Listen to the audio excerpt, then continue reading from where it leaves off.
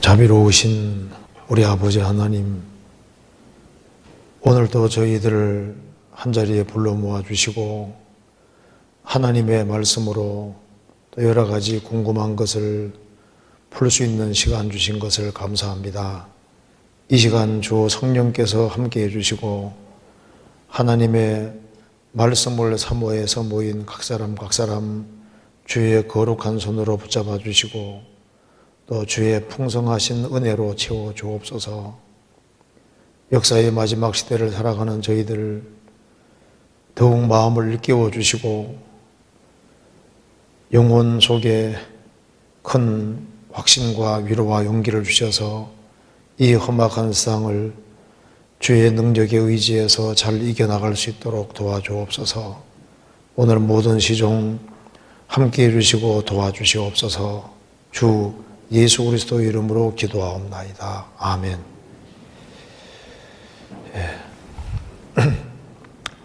여기 질문이 그렇게 많이 안 나와 있습니다. 그래서 빨리 끝나면 좋죠? 몇 시에 끝날지 모르겠습니다. 한번. 첫 번째 질문 한번 봅시다. 여기 먼저 주일 말씀, 수요 말씀, 구역 모임 때 성경책과 찬송가 대신에 아이패드 같은 전자기기를 이용해서 말씀을 보는 경우가 있습니다. 이렇게 해도 괜찮은 것인지 알고 싶습니다. 또 모임 시간에 스마트폰을 사용, 문자, 카톡, 인터넷 검색 등을 하는 경우가 점점 많아지는 것 같습니다. 이것에 대해서 말씀으로 답을 해주시면 좋겠습니다. 이게 참 중요한 질문입니다. 주일 말씀, 수요 말씀, 구역 모임 때 성경과 찬송가 대신에 아이패드 같은 전자기기를 이용해서 말씀을 보고 성경책과 찬송가를 안 가지고 온다고 말입니다. 근데 이게 과연 이래도 괜찮냐? 어떻게 생각하세요? 이게 합당하지 않습니다. 왜냐하면은 이 성경책을 가지고 찬송가를 가지고 오는 것이 원칙이 되어야 됩니다. 그래서 여기에 기계를 옆에 가지고 이렇게 있게 되면요, 지루하게 되면은 딴 데를 보거든요. 그리고 자기가 가지고 있는 성경책을 좀 달아서 아주 익숙하게 만드는 게 필요한데, 기계 가지고는 줄도 마음대로 그럴 수 있는 것도 아니고, 그게 신앙이 발전하는데 기계 보는 것이 크게 도움이 안 돼요. 그래서 실제로 성경책을 가지고 그리고 찬송가를 가지고 다니는 것이 현명하고, 그리고 이제 아이패드나 이런 걸 가지고서 이제 핸드폰 가지고서 그거 보면 찬송 부르고 성경 찾고, 이것이 과연 합당하냐? 그게 신앙적으로 손해보는 길로 갈 겁니다. 일단 그 마음 태도부터 바르지 않잖아요. 근데 이제 뭐 예외적으로 그런 경우가 있을지 모르지만 그 예외를 안 만드는 게 좋은 겁니다. 성경에 책을 보는 자가 복이 있는 거예요. 책을. 아이패드 보는 자가 복이 있는 게 아니라 성경책을 보는 자가 복이 있습니다. 책을. 그래서 이걸 교회 안에서는 이게 예의가 아닙니다. 이 지루함을 이 사람이 이제 지루한 것을 못 견디는데 그게 안 좋아요. 지루하면은 핸드폰 가지고서 이게 딴 걸 자꾸 보게 되고, 성경책만 가지고 있으면요, 뭐 딴 걸 볼 수 없잖아요. 그래서 이 스마트폰이라든가 아이패드 그걸 옆에 두고 그걸 성경책 대신으로 사용한다든가 그건 합당하지 않습니다. 그게 하나님 앞에 합당하지 않아요. 그래서 성경책을 가지고 와서 한번 성경에서 봅시다. 신명기 17장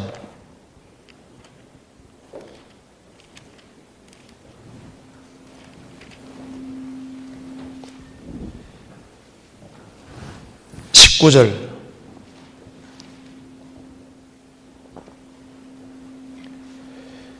평생에 자기 옆에 두고 읽어서 그 하나님 여호와 경외하기를 배우며 이 율법의 모든 말과 이 규례를 지켜 행할 것이라. 그리하면 그의 마음이 그 형제 위에 교만하지 아니하고 이 명령에서 떠나 좌로 나우로나 치우치지 아니하리라. 이스라엘 중에서 그와 그의 자손의 왕위에 있는 날이 장구하리라. 이게 평생에 자기 옆에 두고 읽어서 이 성경책을 옆에 두고 평생에 자기 옆에 두고 읽어서 성경책을 아주 마르고 닳도록 성경에다 줄도 긋고 글도 이렇게 해서 익숙하게 찾도록, 어떤 사람 아이패드 찾는 게 익숙하다 그러는데요, 그거 신앙이 발전하는 데는 책 가지고 하는 것이 훨씬 익숙합니다. 그리고 아이패드 가지고 책을 많이 읽어갔느냐, 천만의 말씀이라고 생각합니다. 책 자체를 가지고 책 읽는 것이 낫지, 이게 아이패드 같은 거 이런 거 가지고서 책을 진짜 많이 읽게 될까요? 실제로 이제 한 달이면 한 달 지나가는 가운데 정말 아이패드 같은 걸 가지고서 이제 스마트폰 가지고서 책 읽는 거하고 정말 책을 붙잡고 책 읽는 거하고 비교했을 때 어느 쪽이 책을 더 열심히 읽게 되는 것일까요? 아니에요. 이 사람은 이 지루하게, 원래 이 지루하게 느껴지면은 책 읽는 게 지루하거든요. 걸리는 게 생각보다 쉬운 게 아닙니다.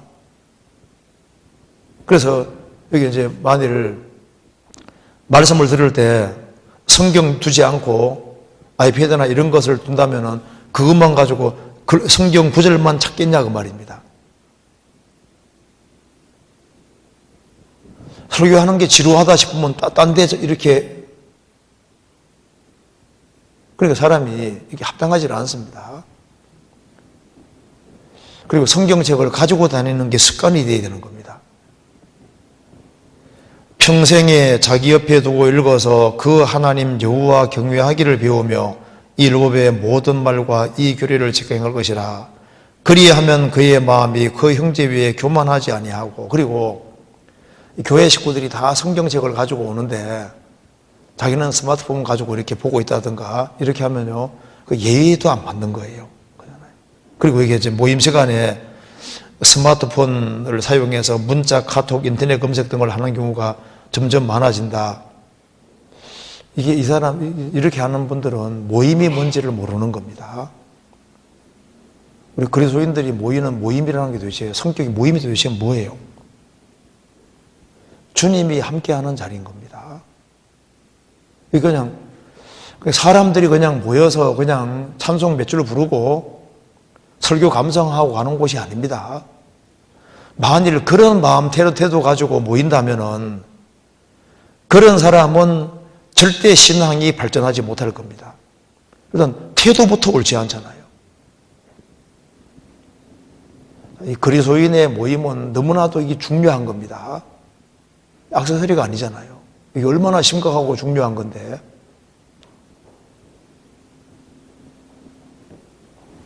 성경 출애굽기 20장 봅시다.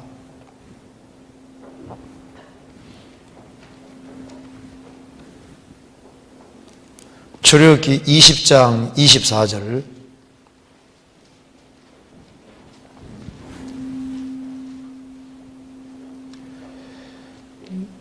내게 토단을 쌓고 그 위에 너의 양과 소로 너의 번제와 화목제를 드리라. 내가 물은 내 이름을 기념하는 곳에서 내게 강림하여 복을 주리라. 여기에 내게 토단을 쌓고 그 위에 너의 양과 소로 너의 번제와 화목제를 드리라. 내가 물은 내 이름을 기념하는 곳에서, 하나님께 제사 드리고 하나님을 기념하는 곳, 신약시대로 말하면 그리스도인들이 같이 주님을 경외하기 위해서, 주님을 배우기 위해서 모이는 곳입니다.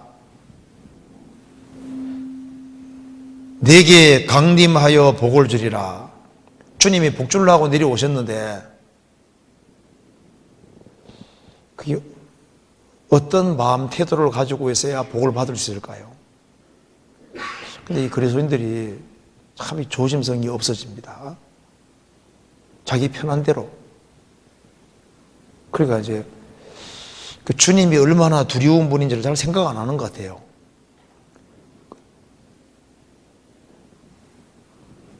우리 설교 감상하려고 모이는 게 아닙니다. 같이 모이는 게 그냥 형제자매 얼굴 보려고 모이는 게 아니잖아요.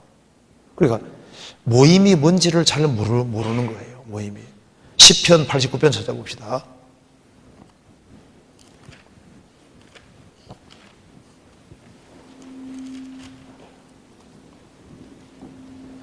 7절.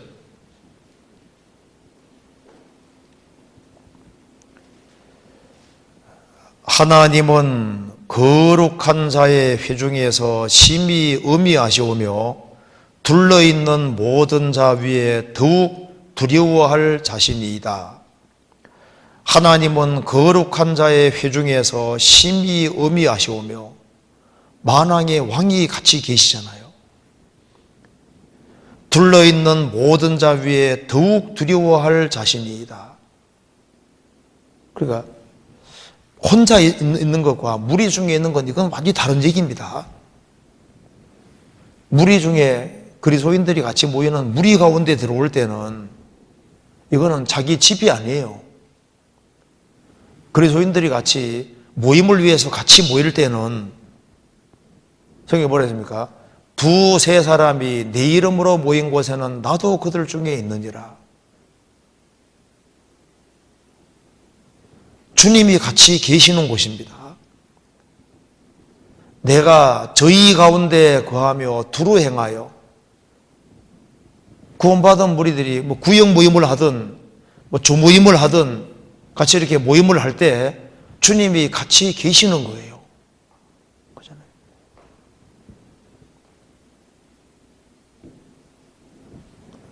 대통령이 있는 자리에서 뭔가 이렇게 그리고 이제 뭘 기계를 가져와서 막 이렇게 설교하는 거 막 적는다든가 그런 것은요, 뭔가 배우려는 마음 태도니까 그거 좋을 수 있잖아요.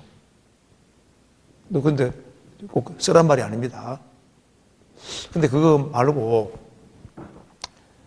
이걸 성경책이 있는데도 그 성경책도 안 가져오고 찬송가도 안 가져오고 그리고 아무 생각 없이 그냥 모임에 참여하고 그리고 그 태도가 바르질 않잖아요. 너희가 하나님의 성전인 것과 하나님의 성령이 너희 안에 거하시는 것을 알지 못하느뇨. 너희가 무리입니다. 너희가 하나님의 성전인 것과 하나님의 성령이 너희 안에 거하시는 것을 알지 못하느뇨. 바른 마음과 바른 태도를 가지고 있는 그 사람이 이제 하나님 앞에 축복을 받을 수 있는 마음인 겁니다. 주님이 내려다보실 때 정말 칭찬하실 거냐? 먹든지 마시든지 무엇을 하든지 다 하나님의 영광을 위해 하라고 그랬는데 그 다른 사람들에게 정말 덕이 될까? 덕이 안 될 겁니다.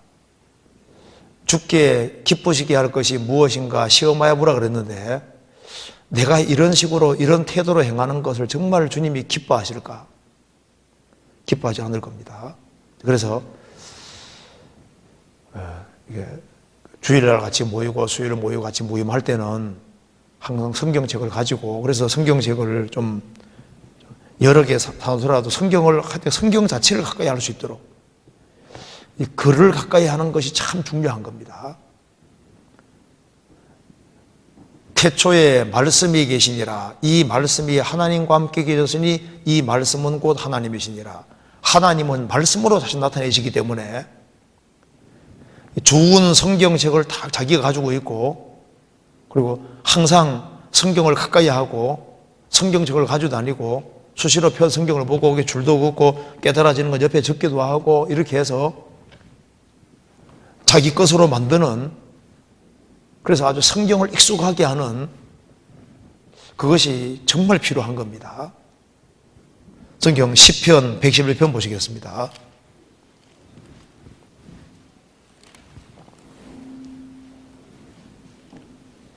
2절 같이 읽어보겠습니다.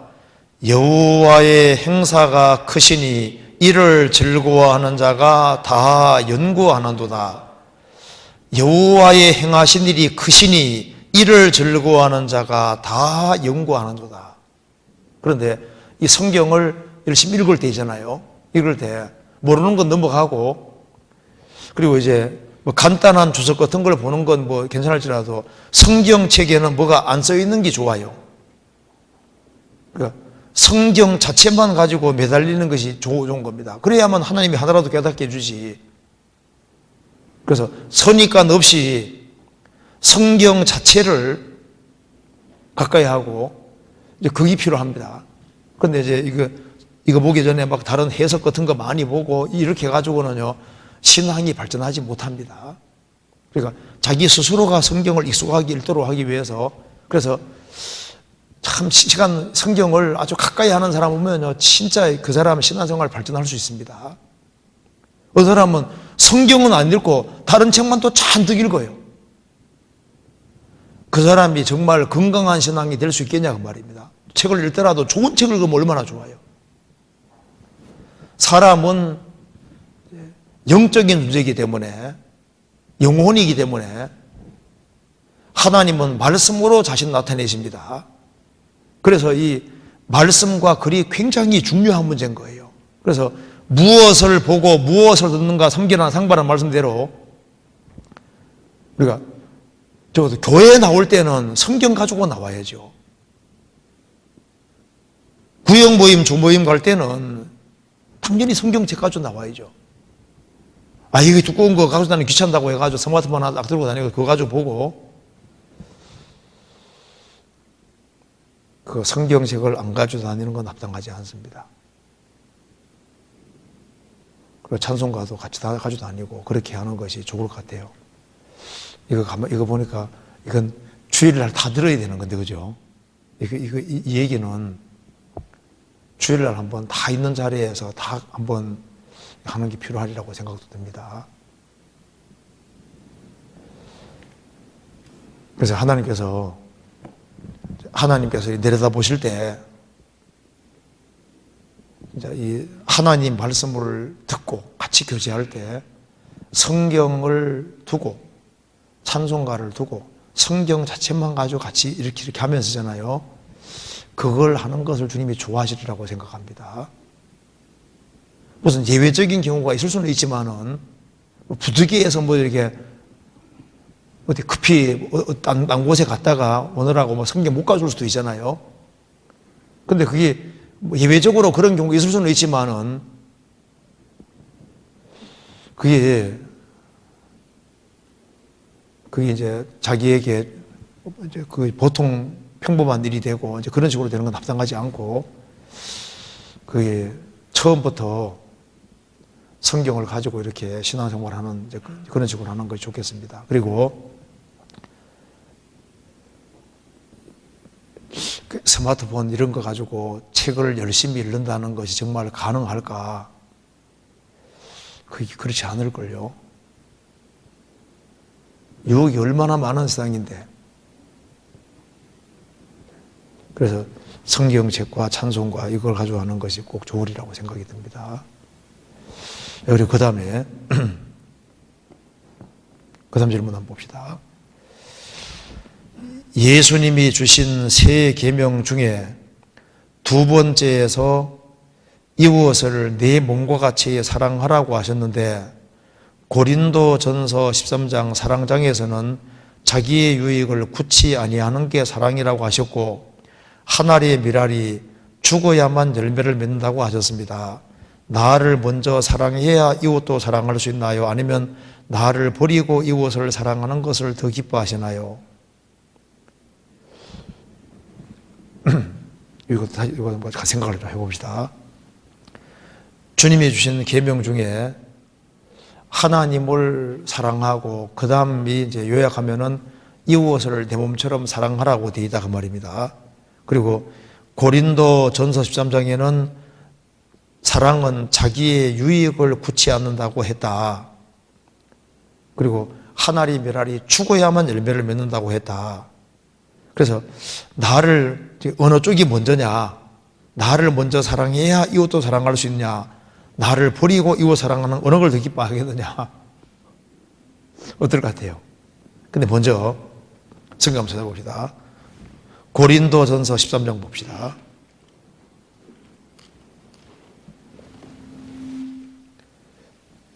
(13장) 5절입니다.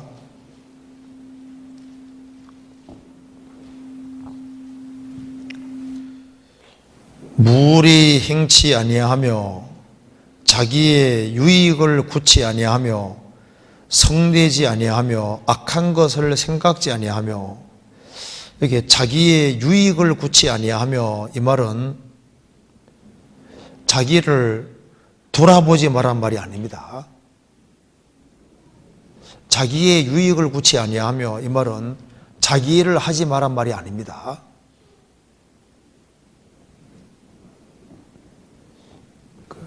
자기 몸처럼 사랑하라는 말은 자기 몸도 사랑하고 이웃도 사랑하라는 말인 거예요. 이웃을 내 몸처럼 사랑하라 그 말은 내 몸도 사랑해야 된단 말입니까? 사랑하지 말아야 된단 말입니까? 그잖아요. 자기도 사랑해야 돼. 자기를 잘 관리하는 것이 이것도 사랑에 속하는 거예요. 그러니까 자기의 유익을 우치한단 말은 이타적이 되어야 될 것을 말하는 것이지 자기가 마땅히 해야 될 것을 하지 말아야 된다는 말이 아니다 그 말입니다. 뭘 이해되시죠?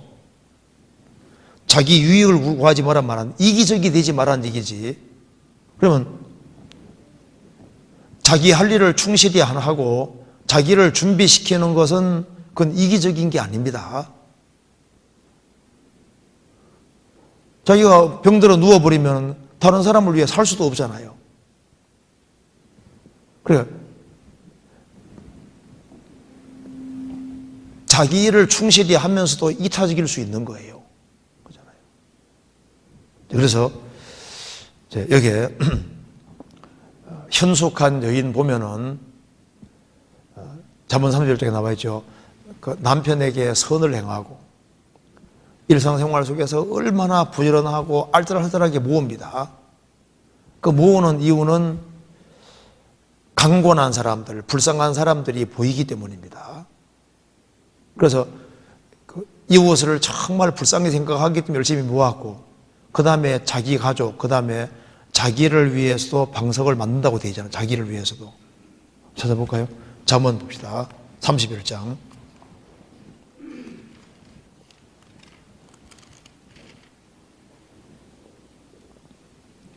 20절.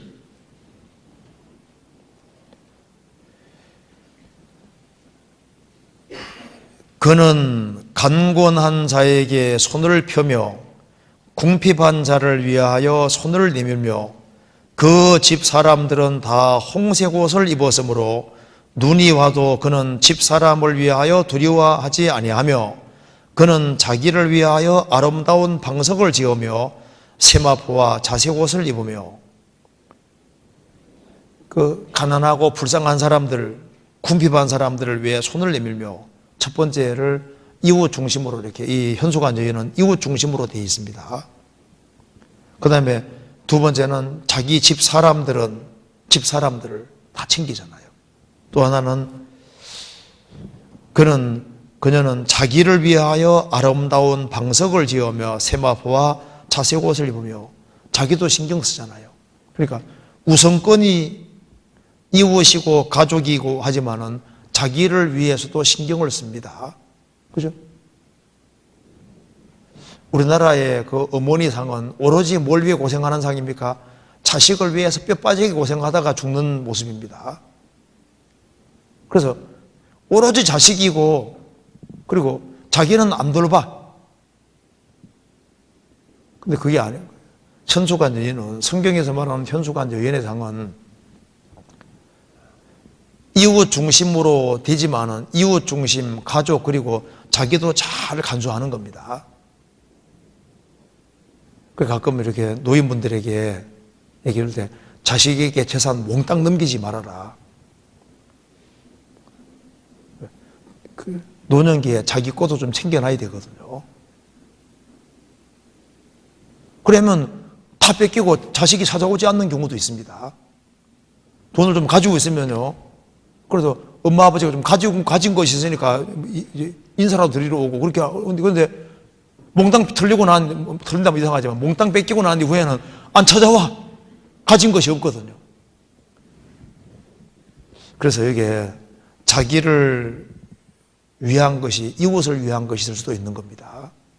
그리고 이제 우리 주님 오실 그날까지 신앙생활 잘해야 되기 때문에 균형을 잘 잡는 것이 필요한 거예요. 그래서 여기에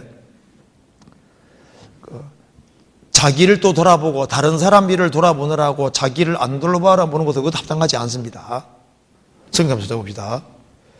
빌립보서 2장입니다. 2장 4절. 우리는 세 가지를 해야 되는 겁니다. 2장 4절.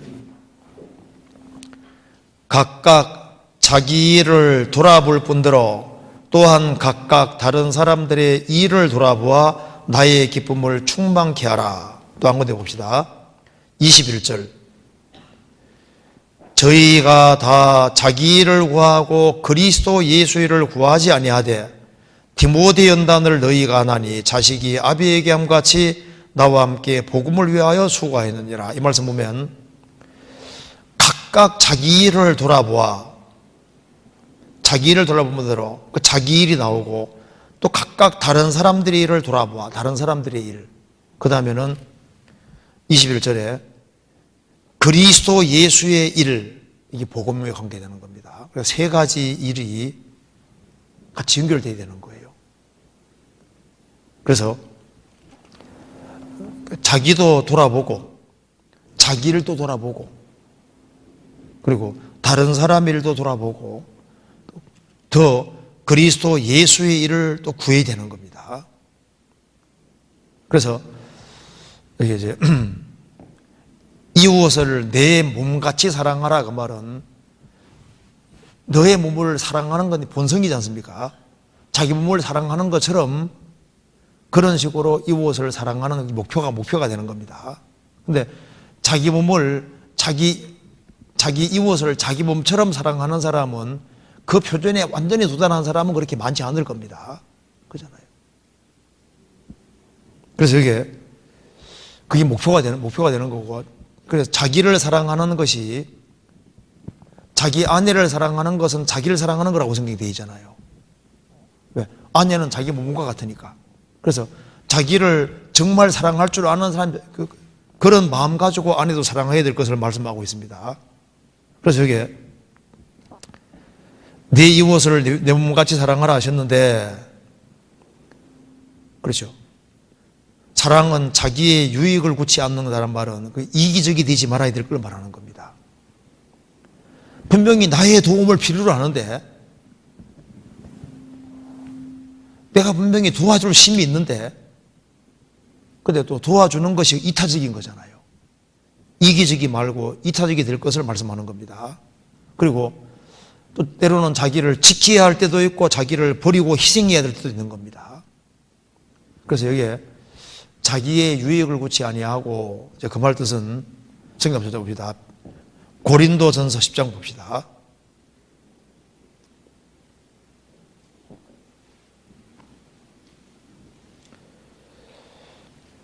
10장 23절.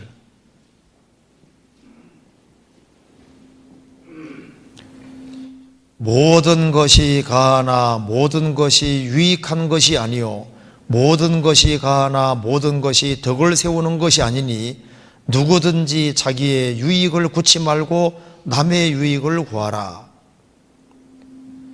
그러니까 자기의 자유로 덕을 세우는 것이 필요하고, 자기의 유익을 구치 말고 남의 유익을 구하라. 그래서 자기 유익 구하다가 다른 사람이 넘어지면 안 되잖아요. 우리의 가진 자유는 다른 사람을 세우는 자유이기 때문에 이렇게 말했습니다. 고린도전서 10장 31절부터 33절까지 같이 읽어보겠습니다. 그런즉 너희가 먹든지 마시든지 무엇을 하든지 다 하나님의 영광을 위하여 하라.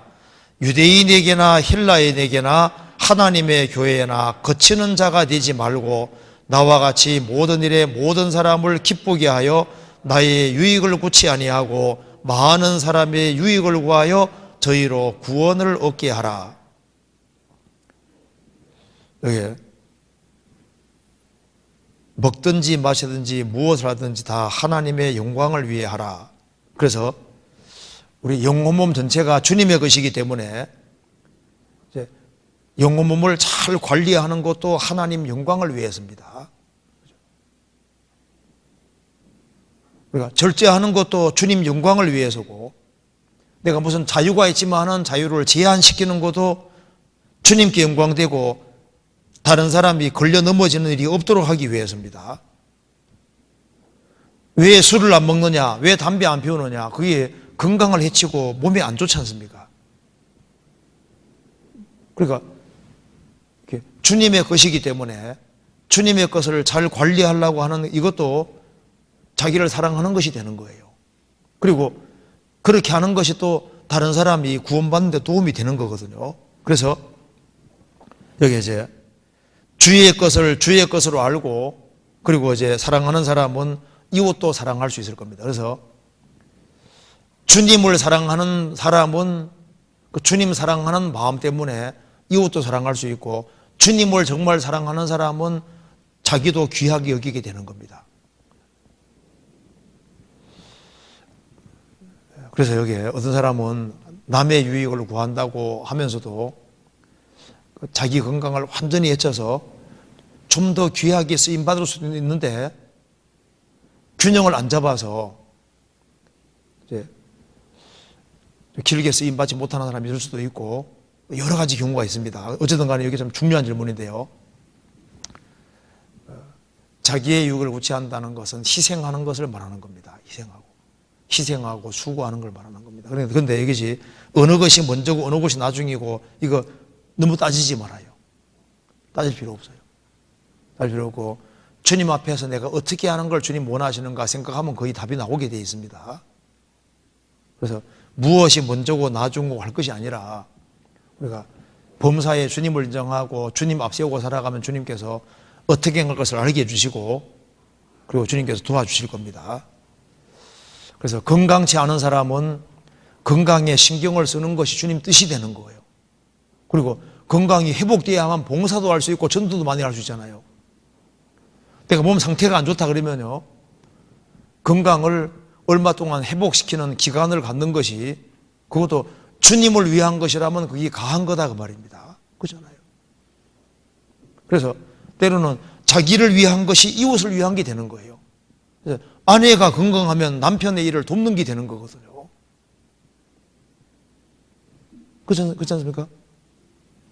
그래서 자기를 사랑하는 사람은 자기도 사랑하면서 이웃 사랑한다고 얼마나 좋겠습니까?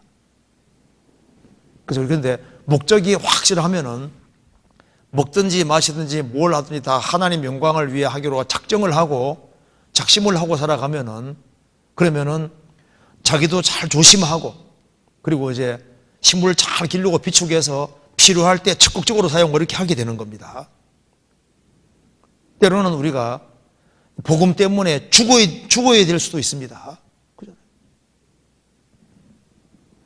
사실 옛날에는 선교하러 가다가 많이 죽었습니다. 지금은 아주 안 죽는 편입니다. 뭐 죽는 일이 드문 경우인데, 옛날에는 선교 가면 죽는 게 다반사입니다. 선교지 가기 전에 죽는 사람들도 많이 있는 거예요. 그래서 이웃을 더 사랑하기 위해서는, 그래서 이웃을 사랑하기를 더 갈망하고 2차적으로 살기를 갈망하면 갈망할수록 그 사람은 자기를 더 절제하고 더 통제하게 되는 것이 맞는 거예요. 그러니까 이웃을 사랑하는 사람은 자기를 사랑하게 되는 게 맞고, 또 자기만 사랑하면 합당하지 않잖아요. 그러니까 하나님을 사랑하고 이웃을 사랑하고 이웃에게 뭔가 유익을 끼치기를 원하는 마음이 간절하게 있는 사람은, 그런 사람은 자기를 더 통제하고 더 다듬고, 그리고 이제 살인 막 너무 찐다 싶으면요, 주님 일을 해야 되니까 자기 살도 좀 빼려고 노력하고, 그게 다 주님 영광을 위해서라고 하는 그 목표가 확실하면은 주님 영광을 위해서라는 그 목표가 확실하고 주님 중심이 확실한 사람은 이웃 중심이 되게 돼 있고 그러면은 자기를 사랑하게 되게 돼 있다니까요. 그런데 자기만 사랑하고 그럼 합당하지 않지만은 주님이 먼저고 그 다음에 이웃이 그 다음이고 그 다음에 그러면은 자기가 세 번째로 되는 동시에 자기를 정말 사랑하고 아끼게 되는 거예요. 그래서 우리가 주님 영광을 위해 살아야 되겠다 그런 마음이 확실하게 있는 사람은요, 이제 이게 몸을 굉장히 조심합니다. 사실 여기에 제가 이제 이렇게 보면은 미국에 있는 그리스도인들은 진짜 몸을 아끼더라고요. 그 보면서 야, 아주 먹는 것도 잘 가려 먹고 몸 하나밖에 없기 때문에 몸으로 영광 돌리라고 그랬으니까 얼마나 이 건강 신경을 많이 쓰는데, 근데 저는 한국 사람이기 때문에 한국 사람들은 지금은 좀 건강 신경 쓰지만 옛날에는 건강 신경 잘 안 쓰지 않습니까? 제가 미국에 이제 인터넷으로 이렇게 설교 들어보고 이제 그 설명도 들어보면요, 미국 그리스도인들은 주님을 위해 살 것이 몸밖에 없기 때문에 정말 주님을 위해서 충실히 사는 사람일수록 정말 이게 몸을 잘 이렇게 간수 잘하려고 노력을 많이 하고 그렇게 하더라고요, 실제로. 그래서 그러니까 여기에 이웃 중심으로 살기를 작심하는 그런 마음 가지고 있는 사람들은, 그런 사람들은 정말 이웃을 위해 정말 살기를 갈망하는 사람은 주님께서 또 여러모로 도와주시고 지혜도 주시고 하셔가지고 지혜롭게 잘할 수 있도록 도와줄 겁니다. 그래서 뭐가 먼저고 뭐가 나중에 자꾸 따지면 헷갈려요. 이거 너무 따지지 말고, 따질 것은 내가 주님 먹든지 마시든 뭘 하든 주님 영광을 위해 하느냐, 그 목표를 확실히 가지고 주님 뭘 기뻐할 거냐 그걸 생각하며 살아가면은 이타적으로 살라고 노력하게 될 것이고, 그리고 이타적으로 살기를 갈망하면 갈망할수록 자기에 대해서는 컨트롤 잘 하려고 이렇게 하면서 하리라고 생각을 합니다. 예, 여기까지 말씀드리고 그 다음 질문 보겠습니다. 예, 마태복음 13장 52절에 새 것과 옛 것이 뭘 가리키는지 궁금하다는 얘기인데요. 한번 찾아봅시다. 마태복음 13장 봅시다.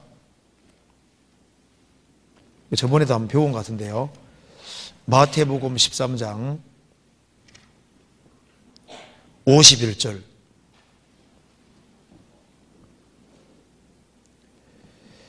이 모든 것을 깨달았느냐 하시니 대답하되 그러하오이다. 예수께서 가라사대 그러므로 천국의 제자된 서기관마다 마치 새 것과 옛 것을 그 곳간에서 내오는 집주인과 같으니라. 이거 참 굉장히 중요한 말씀입니다. 여기에 우리가 구원을 받았다는 것과 천국의 제자가 됐다는 건 조금 다르잖아요. 구원을 받은 사람에게 주님 뭘 원하시냐면 주님 제자가 되는 걸 원하십니다. 주님은 선생님이시고 우리는 제자입니다. 그래서 천국에 구원 받았을 뿐 아니라 천국의 제자가 되는 것이 필요하고, 주님의 제자가 되기 위해서는 모든 것을 각오하고 주님을 따라야만 주님의 제자가 될 수 있습니다. 그런데 주님의 제자 중에서도 주님의 제자된 서기관마다, 서기관은 성경을 이 당시에 필사하는 사람들입니다. 평생 성경을 뺏기는 사람이니까 성경을 아주 익숙하게 잘 아는 사람입니다. 그래서 천국에 가게 된 것뿐 아니라 천국의 제자가 됐고 주님의 제자가 됐고 구원받고 주님의 제자가 됐을 뿐 아니라 정말 성경을 부지런히 배워서 천국의 제자된 서기관마다 성경을 아주 익숙하게 아는 사람을 가리키는 겁니다. 마치 뭐와 같으냐? 새 것과 옛 것을 그 곳간 창고에서 내오는 집주인과 같으니라. 여기 예수님이 직접 하신 말씀입니다. 예수님은 새 것을 가지고 오셨습니다. 그죠? 그 구약과 신약이란 말이 있는 것처럼 예수님은 새 일을 가지고 오셨고, 예수님은 새 언약을 가지고 오셨고, 새 계명을 가지고 오셨고, 모든 새로운 소망 가지고 새로운 걸 가지고 오신 겁니다. 그래서 이게 옛 것은 구약을 말하는 거고 신약은 새 것을 말하는 겁니다. 그런데 새 것과 옛 것을 마치 뭐가 같냐 하면은 묵은 곡식과 새 곡식이 있는 것처럼 새 것과 옛 것을 그 창고에서 내오는 집중 같은 일이라. 그 창고에는 묵은 곡식도 있고 새 곡식도 있고 오래된 것도 있고 이제 새로 된 것도 있잖아요. 그런데 여기에 왜 곡간이라 그랬냐면은 성경을 주님께서 이렇게 이해하도록 만드시는 겁니다. 성경이 뭐냐? 신구약 성경이 뭐냐? 이게 양식 창고다 그 말입니다. 그런데 여기 이제 이게 양식 창고인데 이 양식은 여기 가득 있는데 빼내오지 못하면은 잠겨져 있으면은 배부를 수가 없잖아요. 근데 이제 키를 열고 양식을 가져올 수 있다면은 많은 사람을 부유하게 할 수 있습니다. 성경은 이게 창고긴 창고인데 무슨 창고입니까? 끝이 없는 무한한 창고입니다. 성경 한번 봅시다. 시편 119편 보시겠습니다. 119편 96절입니다.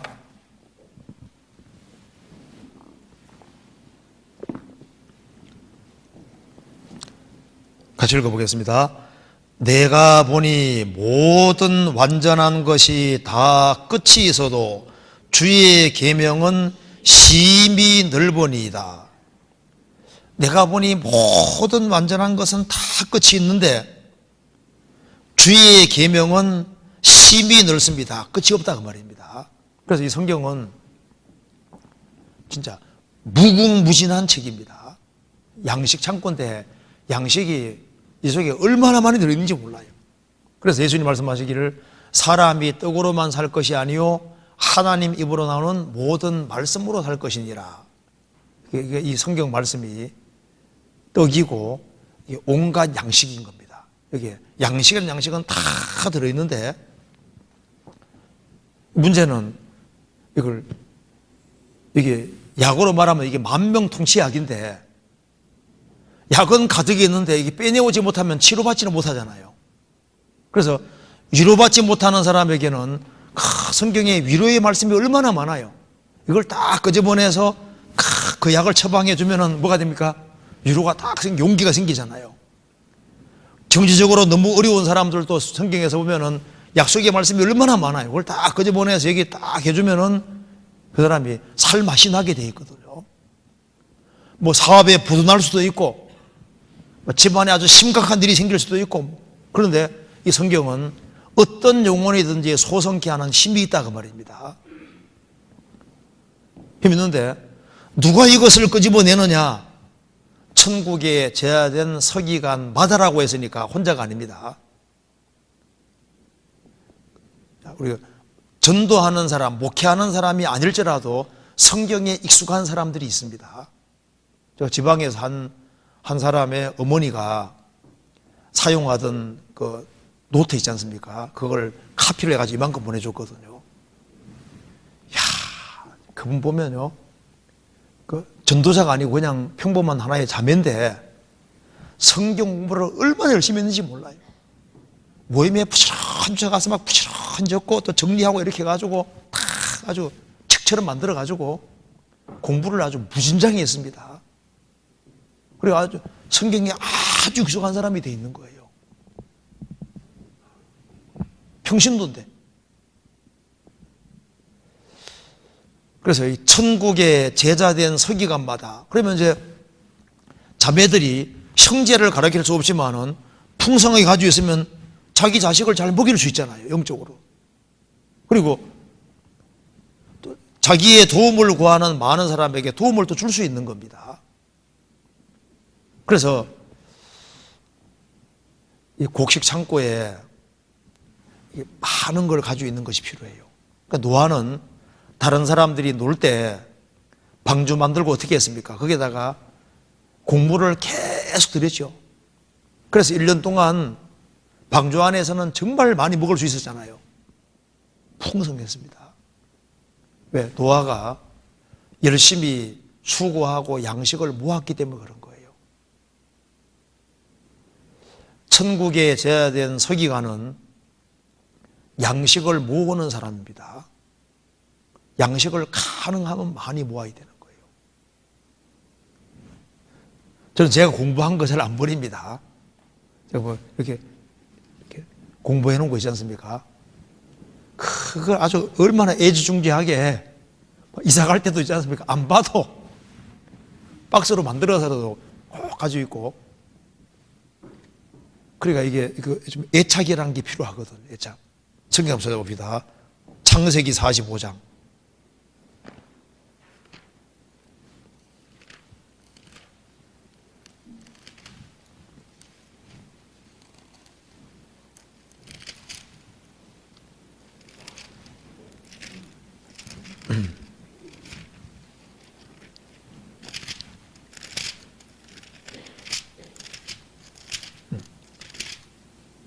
아, 41장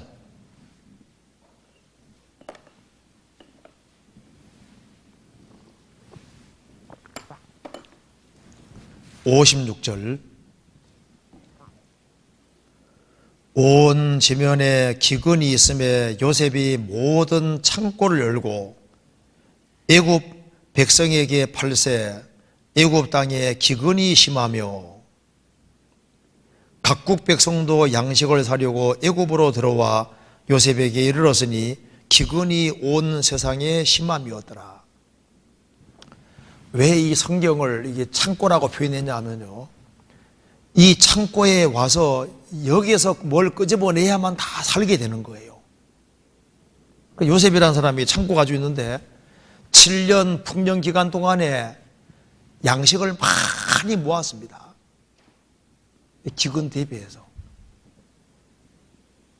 우리도 구원받았을 뿐 아니라 주님의 천국의 제자가 되고 천국의 제자가 될 뿐 아니라 서기관은 못 되더라도 서기관처럼 성경에 익숙한 사람이 될 수 있도록 노력하는 것이 사실 필요해요. 나는 뭐 가정주부인데, 가정주부를 할지라도 적어도 교회 안에서 익혀지는 말씀은 익숙하게 익혀서 복습을 열심히 하면은 익숙하게 될 수 있습니다. 제가 한 번은요, 일본에 갔을 때 한 자매님이 자기는 배운 것이 없대요. 가방끈이 짧다 그 말입니다. 근데 성경은 지혜로운 책이니까 성경을 외우기로 작정을 해서 그제 같이 이제 자동차에 이렇게 타고 가면서 얘기합니다. 제가 한번 외워볼까요? 하는 거예요. 성경 외워보시라니까 요한계시록 20장, 21장, 22장 그냥 성경을 뭐 장별로 쫙 외우는 거예요. 깜짝 놀랐습니다. 그냥 뭐 성경을 장을 외우는 게 많은 거예요. 시간 날 때마다 갖다 놓고 외우는 겁니다. 성경 외우는 게 낙이거든요. 야, 그렇게 열성을 부리더라고요. 그 사람 중에 그러니까 이 관심을 기울여 이렇게 하면은 익숙하게 될 수 있고 배운 게 적을지라도 부지런히 외우고 이렇게 하니까 정말 많은 구절들이 외우더라니까요. 그래서 이 성경에 익숙하게 되는 게 참 이게 참 중요한 겁니다.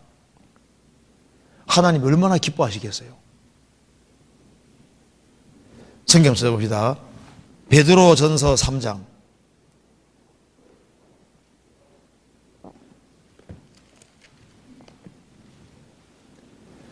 15절.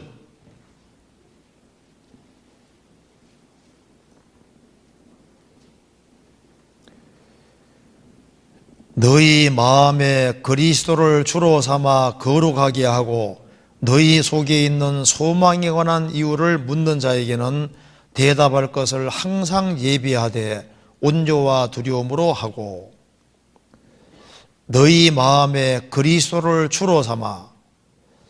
구원받을 때 우리 영속에 주님이 들어오셨습니다. 그런데 여기는 너희 마음에 그리스도를 주로 삼아, 이 마음의 중심에 주님이 주인이 될 것을 말씀하는 겁니다. 너희 마음에 그리스도를 주로 삼아. 마음은 자기가 중심이 될 수도 있고 일시적으로 마귀가 중심이 될 수도 있습니다. 그런데 너희 마음에 그리스도를 주로 삼아, 그리스도를 주인으로 삼아 거룩하게 하고 그리스도를 주인으로 삼을 때 죄에서 구별되게 되고 바르게 살 수 있게 되는 겁니다. 그 사람이 주님을 마음에 모시고 살면은 그때부터 이제 사람이 변하기 시작하는 겁니다. 그래서 그러면 너희 마음에 그리스도를 주로 삼아 그렇게 하게 하고, 마음에 주를 그리스도 삼는 게 어떻게 하는 걸까요? 성경 중심이 되는 걸 말하는 겁니다. 그리스도를 높이는 것은 곧 성경을 높이는 게 되는 거예요. 그래서 주님을 마음에 품은 것은 하나님 말씀을 마음에 품는 겁니다. 그렇지 않습니까? 내가 주께 범죄치 아니하려 주의 말씀을 내 마음에 두었나이다. 그러니까 너희 마음에 그리스도를 주로 삼아 거룩하게 하고, 너희 마음에 그리스도를 주로 삼아, 그러니까 마음에 말씀이 주가 되고 말씀이 중심이 되면은, 말씀 가까이 하면은 죄는 멀어지게 되는 거고, 말씀 중심이 안 되면은 죄가 가까워지게 되는 겁니다. 너희 마음에 그리스도를 주로 삼아 거룩하게 하고, 그리고 너희 속에 있는 소망, 그리스도를 주로 삼고 살아가는 사람, 그 사람에게는 너희 속에 있는 소망, 구원받은 사람은 틀림없이 있는 것이 있는데 이게 소망입니다. 그리스도인의 마음속을 뒤지고 들어가면은 그 속에 틀림없이 소망이라는 게 들어있는 거예요. 소망에 다시 있습니다. 소망이 속에 없다면은 그리스도인이 아니죠. 너희 속에 있는 소망에 관한 이유를 묻는 자에게는, 여기에 묻는 자가 있다고 했습니다. 그래서 이제 그리스도인이 신앙생활을 바르게 하고 주님을 주인으로 섬기고 살아가면은, 야, 저 그리스도 뭔가 다르다. 그래서 그리스도인들은 세상에 비치기 때문에 산 위에 있는 동네는 숨겨지지 않고 드러나지 않습니까? 그것처럼 주변 사람들이 보고 압니다. 저 사람 뭐가 다르다. 뭔가 소망이 있다. 그래서 소망에 관한 이유를 묻는 자에게는, 아브라함이 하나님과 함께 살았기 때문에 주변 사람들이 알았습니다. 우리는 하나님이 당신과 함께 하는 걸 봤습니다. 이삭에게도 똑같이 그렇게 얘기하잖아요. 롯은 그런 것이 없었습니다. 롯은 도덕적으로는 착했지만은 우리는 하나님이 당신과 함께 하는 걸 봤습니다. 그 말은 하지 않았습니다. 아브라함이 완벽했냐? 완벽한 게 아니잖아요. 아브라함은 완벽하지는 않지만은 주님이 함께 하셨기 때문에 주변 사람들이 봤습니다. 이게 소망에 관한 이유를 묻는 자에게는 대답할 것을 항상 예비하되, 천국에 제자된 서기관, 어떻게 해서 천국의 제자가 되고 서기관이 되냐 하면은 그리스도를 소개해 주고 싶은 거예요. 우리가 이제 성경을 배우고자 하는 열망을 왜 갖냐 하면은 소망에 관한 이유를 묻는 자에게 뭐 할 말이 있어야 되는가. 그리스도인들은 그리스도를 소개시켜 주고 싶고 알려주고 싶기 때문에, 그래서 예비하는 사람이 되는 겁니다. 뭘 써먹으려고 예비를 하는 게 아니고, 그리스도를 증거해주고 그리스도의 복음을 다른 사람에게 전해주고 싶은 마음 때문에 그것이 동기가 되어서 예비하고, 그런 사람은 주님이 또 예비할 수 있게 도와주시는 겁니다. 성경을 만일 자기가 써먹으려고 그러고 이용해 먹으려고 그러면 주님이 안 깨닫게 해줍니다. 그런 사람에게는 성경 열릴 수가 없어요.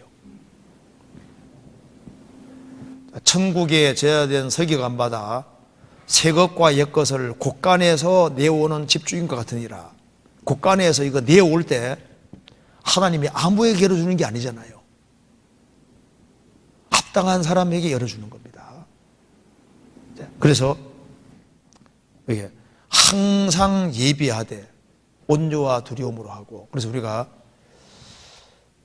우리에게 나오는 사람들, 우리가 접촉하는 사람에게 전해줄 것이 있기 위해서 성경이 창고인데, 우리 마음의 창고 속에다가도 하나님 말씀을 많이 넣어두고, 그렇게 해서 우리가 접촉하는 사람에게 나눠줄 것이 있어야 되겠습니다. 성경 누가복음 12장 보시겠습니다.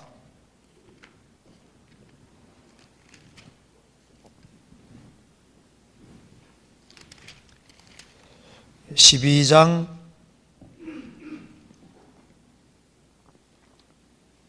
42절.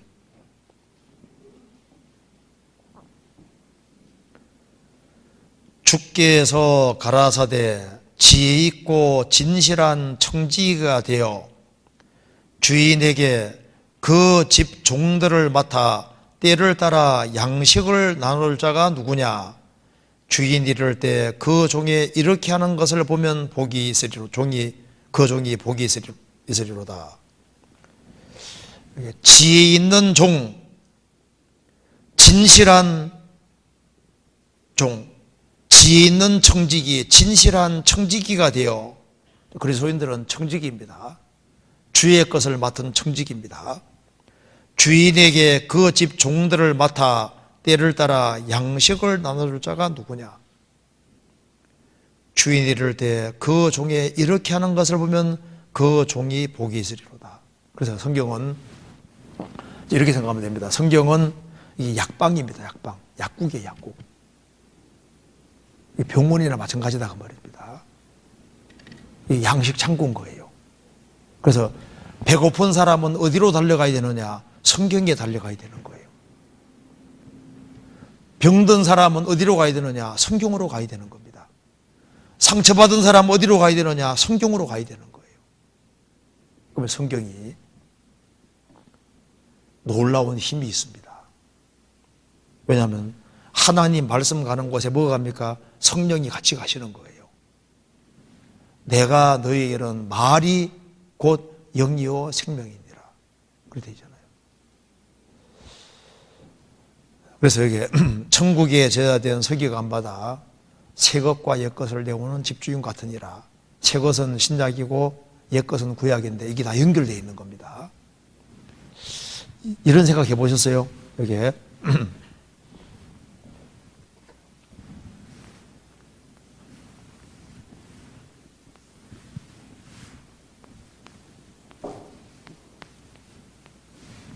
노아 식구들이 방주에 들어갔습니다. 노아 방주는 첫 번째 예수 그리스도 그린다지 않습니까? 그러면 이제 방주에 노아 8식구 들어가고 코로 숨쉬는 동물들 종류대로 한 쌍씩 들어갔습니다. 그리고 방주문이 딱 닫히고 방주문 닫히고 이제 세계적인 홍수가 왔을 때 이 방주 안에는 절대적으로 안전했습니다. 그죠? 절대적으로 안전했지만은 풍파가 있기 때문에 굉장히 고달프고 힘이 듭니다. 그죠? 자, 이 방주 안에 1년 동안 사는 것이 이게 힘든 거예요. 자, 이 배 안에서 세계적인 홍수가 나는 그 배 안에서 1년 동안 견딜 때 쉬웠을 것 같아요? 힘들었을 것 같아요? 힘이 틀림없이 많이 들었을 겁니다. 그러니까 한 사람이 구원받고 그리스도 안에 들어갔어도 안전은 하지만은 풍파는 있는 거예요. 막 파도가 밀려오고 막 배가 막 올라갔다가 내려갔다가 정신없이잖아요. 힘든 것이 있다 그 말입니다. 그러니까 이제 구원을 받아도 세상 사람들이 겪는 거 똑같은 거 겪을 수 있고 어쩌면 세상 사람들이 겪는 것보다 더 힘든 걸 겪을 수도 있는 거예요. 그렇잖아요. 홍수 왔을 때 다른 사람 당장 다 죽었을지라도 이 방주 안에 있는 동물과 사람들은 힘들었습니다. 그러니까 새로운 땅에 갈 때까지는 고달픈 것이 있는 거예요. 그래서 구원을 받았을지라도 내가 그리스도 안에 들어갔다 할지라도 어려움은 똑같이 그러니까 겪는데 내가 왜 그리스도인데 이렇게 힘든 것이 많냐 했을 때 원래 힘든다는 걸 알아요. 원래 똑같은 시련이 오고 똑같은 어려움이 오고 어쩌면은 구원받았기 때문에 더 힘들 수도 있는 거예요. 더 어려움이 올 수도 있는 겁니다. 구원받기 전보다 눈물이 더 많이 흐를 수도 있어요. 방주 안에 있으니까 막 방주가 위로 샥 올라갔다가 또 샥 내려갈 거 아니에요. 막 정신이 아주 혼동하고 안전하지만은 많은 어려움은 있는 거예요. 그런데 어떻게 견딜 수 있냐 하면은 파멸에서 건진받은 것에 대한 감사, 그리고 조금만 더 견디면 어디로 가는 겁니까? 새로운 땅이 준비되어 있잖아요. 우리도 마찬가지입니다. 우리도 왜 견딜 수 있냐 하면은 구원받은 것에 대한 큰 감사가 있고, 그리고 조금만 견디면은 새로운 땅이 준비되어 있잖아요. 그래서 견디는 것이지 고달프기는 마찬가지라니까요. 어려움은 똑같이 있는 겁니다. 그래서 이제 성경을 자꾸 보다 보면은 자연스럽게 이제 하나씩 정리가 되는 거예요. 아, 이거 이런 교훈도 되겠구나. 저런 교훈도 되겠구나. 그리고 이제 성경을 자꾸 가까이 하면은 단번에는 많이 깨닫게 해주지 않지만은 분량만큼 자기에게 도움되게 주님 만들어 주신다니까요. 그래서 성경은 누구든지 도움받게 돼 있는 거예요. 그리고 이건 창고이기 때문에 누구든지 주님 앞에 두드리고 하면요, 열어서 자기가 도움받게 돼 있다니까요. 누구든지. 그래서 이 크리스찬이 영적으로 만일 건강하지 아니하고 주님께로부터 주는 풍성한 것을 경험하지 못하고 살아가면은 신앙이 기울게 되는 거예요. 그리고 여기에 계시록 2장 찾아봅시다. 2장 17절 질문 한번 봅시다.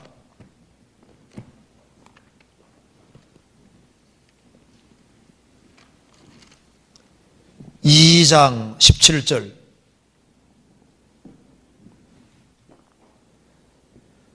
같이 읽어보겠습니다. 귀 있는 자는 성령이 교회들에게 하시는 말씀을 들을지어다.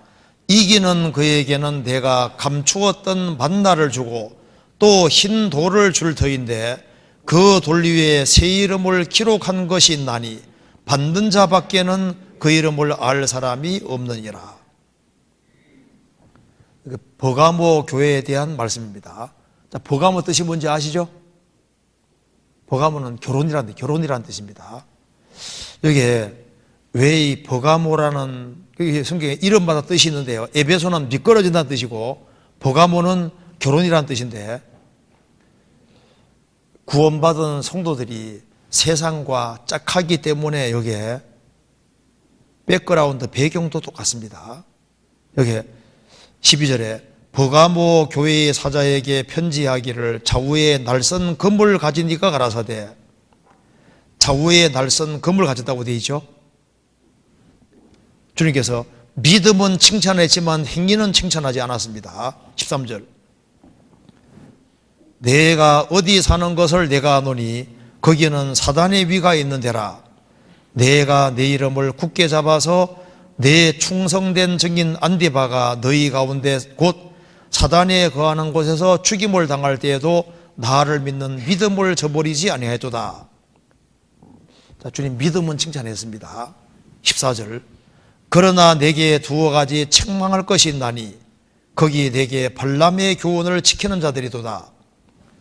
발람이 발락을 가르쳐 이스라엘 앞에 올무를 놓아 우상의 제물을 먹게 하였고 또 행음하게 하였느니라. 이와 같이 내게도 니골라상의 교훈을 지키는 자들도 있도다. 그러므로 회개하라. 그리하지 않으면 내게 속히 임하여 내 입의 검으로 그들과 싸우리라. 읽어봅시다. 버가모 교회 성도들은 이 버가모 우상 숭배가 가득한 지역에서 믿음을 가지고 있었습니다. 믿음을 가지고 있었는데 유혹이 많다 보니까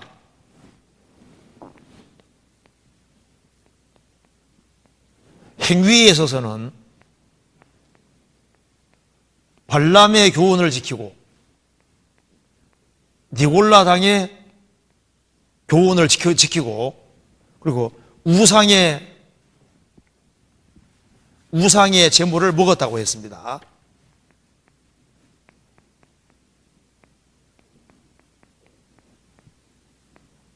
주님께서 왜 좌우에 날선 금을 가진 분으로 나타나셨냐 하면은 믿기만 하면 되는 것이 아니라 믿음과 행실은 연결되는데 믿으면 됐고 행위에 있어서는 구별되지 못하기 때문에 주님께서 좌우에 날선 금을 가진 분으로 금처럼 안 생겼죠. 금 가지고 나타나는 이유가 구원받았다고 하고서 구별되지 않는 걸 책망하시는 겁니다. 그래서 우상의 제물 먹는 걸 책망하시면서 17절을 보세요. 귀 있는 자는 성령이 교회되게 하시는 말씀을 들을지어다. 이기는 그에게는 내가 감추었던 만나를 주고, 여기 봅시다. 이기는 그에게는 우상의 제물을 이기고 거짓된 것을 이기는 겁니다. 이기는 그에게는 뭘 주십니까? 감추었던 만나를 주고. 자, 만나는 예수님의 그림자입니다. 예수님 말씀하시기를 나는 하늘에서 내려온 산떡이니 사람이 이 떡을 먹으면 영생하리라. 근데 만나긴 만난데 감추인 만나라 그랬죠?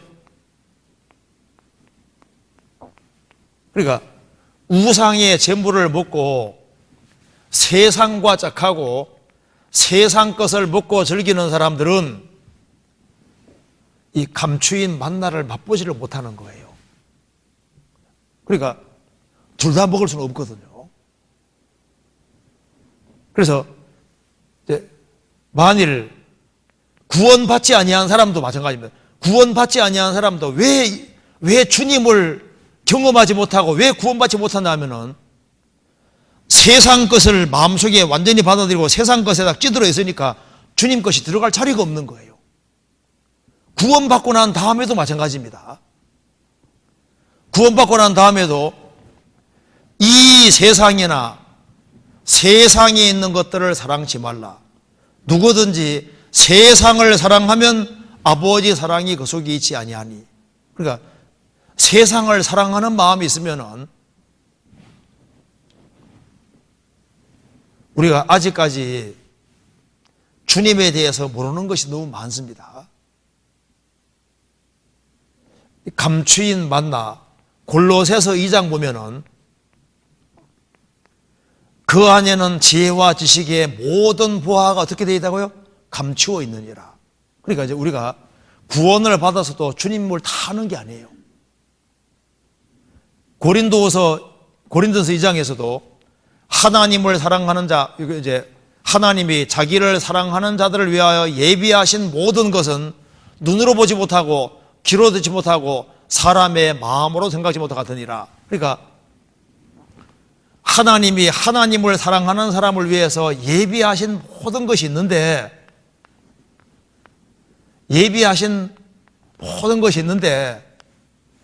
성령으로 이것을 보이셨다. 이제 예비하신 것이 너무나도 많이 있는데 성령께서 조금 열어서 이제 보이다가 천국 가면 이제 다 완전히 보여주시는 겁니다. 그런데 누가 감추인 만나를 먹고 감추인 보화를 캐내가고 예비하신 것을 점점 따라가느냐?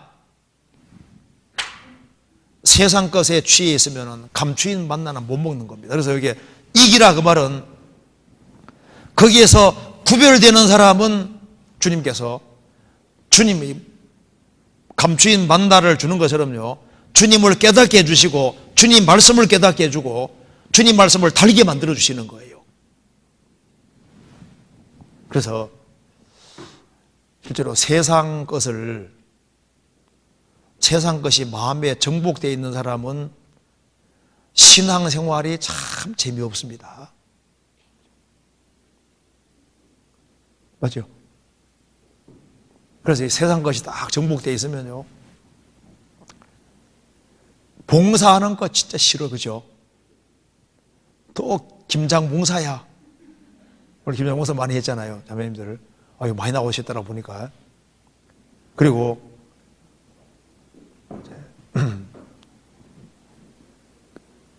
속에 이제 이 주님을 경험하는 것이 없어지면은 신앙생활이 고달파지고 힘들어지고 싫어지는 거예요.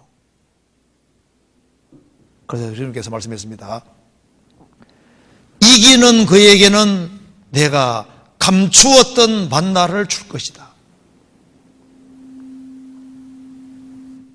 이 버가모 교회에게 하는 말씀입니다. 버가모 교회 성도들에게 주님이 좌우에 날선 건물을 가지고 오셨는데 여기에 에베소 교회에 대해서는 처음 사랑을 버릴 때에는 내가 네게 임하여 이렇게 말했는데 버가모 교회에 대해서는 내가 속히 네게 임하여 16절에 속히란 말이 붙어 있잖아요. 그러니까 사랑이 식은 거하고 세상과 짝하는 것은 또 다른 문제인 겁니다. 부부 사이에 사랑이 식은 거하고 딴 데 눈 돌리고 딴 남자 가까이 하는 건 다른 문제잖아요. 그래서 이게 내가 속히 임하여, 그래서 이게 발람의 교훈을 지키고 니골라당의 교훈을 지키고 세상과 짝하면은 감추있던 만나는 못 먹는 거예요. 우리가 구원받고 주님 앞에 갈 때까지 계속적으로 주님을 알아가야 되는 겁니다. 우리가 주님의 것을 먹는 거지 않습니까? 그는 나로 더불어 먹고 나는 그래도 먹으리라. 같이 먹고 마시는 건데 그 주님께서 감추었던 만나를 주고 신령한 것을 깨닫게 도와주시는 겁니다. 어떤 사람은요, 한때는 참 지혜가 있었거든요. 근데 모임에 나갔어요. 나중에 만나보면요, 그렇게 엉뚱하게 될 수가 없어요. 지혜가 싹 사라져 버렸습니다. 있는 줄 아는 것까지 싹 빼앗기고 아무것도 없는 거예요. 그렇게 될 수 있습니다. 감추었던 만나를 주고 또 신도를 줄 터인데, 신도를 준다 하니까 이게 신도를 도대체 뭐냐 하는데요. 이거는 먼저 이거 알 필요 있습니다. 이게 성경에서 백그라운드 배경을 가지고 있는 겁니다. 배경 가지고 있으니까 먼저 요걸 이해하기 위해서 한번 찾아봅시다. 그 뒤에 요한계시록 3장 봐봐요. 3장 16절을 보시겠습니다. 내가 이같이 미지근하여 더럽지도 아니하고 차지도 아니하니 내 입에서 너를 토하여 내시리라. 그리고 또 18절 끝에는 안약 사사발라 보게 하라 말이 나와 있지 않습니까? 이게 무슨 말이냐 하면은 이것이 라오디게아 성도들은 이해가 너무 잘 되는 거예요. 왜 이 구절이 이해가 잘 되냐 하면은 여기 이제 라오디게라는 지역이 이렇게 있으면은 그 위쪽이 히에라볼리입니다. 그 히에라볼리에서 쫙 뜨거운 물이 나오는데요. 뜨거운 물이 나와가지고 그 뜨거운 물이 여기 광물질이 많이 붙어 있습니다.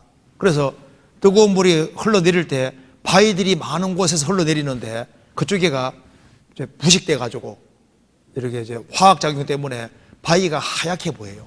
그래서 빰부갈래라고 저도 가봤는데요. 이제 과거에는 아주 뜨거운 물이 나왔는데 지금은 그래도 따뜻한 물이 나옵니다. 그래서 그 물이 이제 흘러서 이제 라오디게까지 가면 미지근해지는 거예요. 물이 미지근해집니다. 그리고 이제 광물질에 섞여 있으니 그 물 먹을 수가 없어요. 먹으면은 탁 토하게 되는 겁니다. 그래서 이 말씀을 읽을 때 라오디게아 성도들은 너무 쉬운 얘기인 거예요. 너희들이 어떻게 그 히에라볼리에서 흘러내리는 물이 라오디게아 오면 미지근해지는데 너희 신앙도 왜 그 모양이냐 그 말이잖아요. 그리고 너희들 그 물 먹어봐라. 먹을 수 있냐? 먹으면 토하게 되는 겁니다. 마실 수 없는 물이거든요. 그리고 이 당시에 여기가 안약 공장이 발달되어 있어서 여기가 굉장히 부유한 도시입니다. 라오디게아. 그러니까 여기 안약 매매가 많이 되고 눈약이 아주 여기에 눈약의 본산지잖아요. 여기가.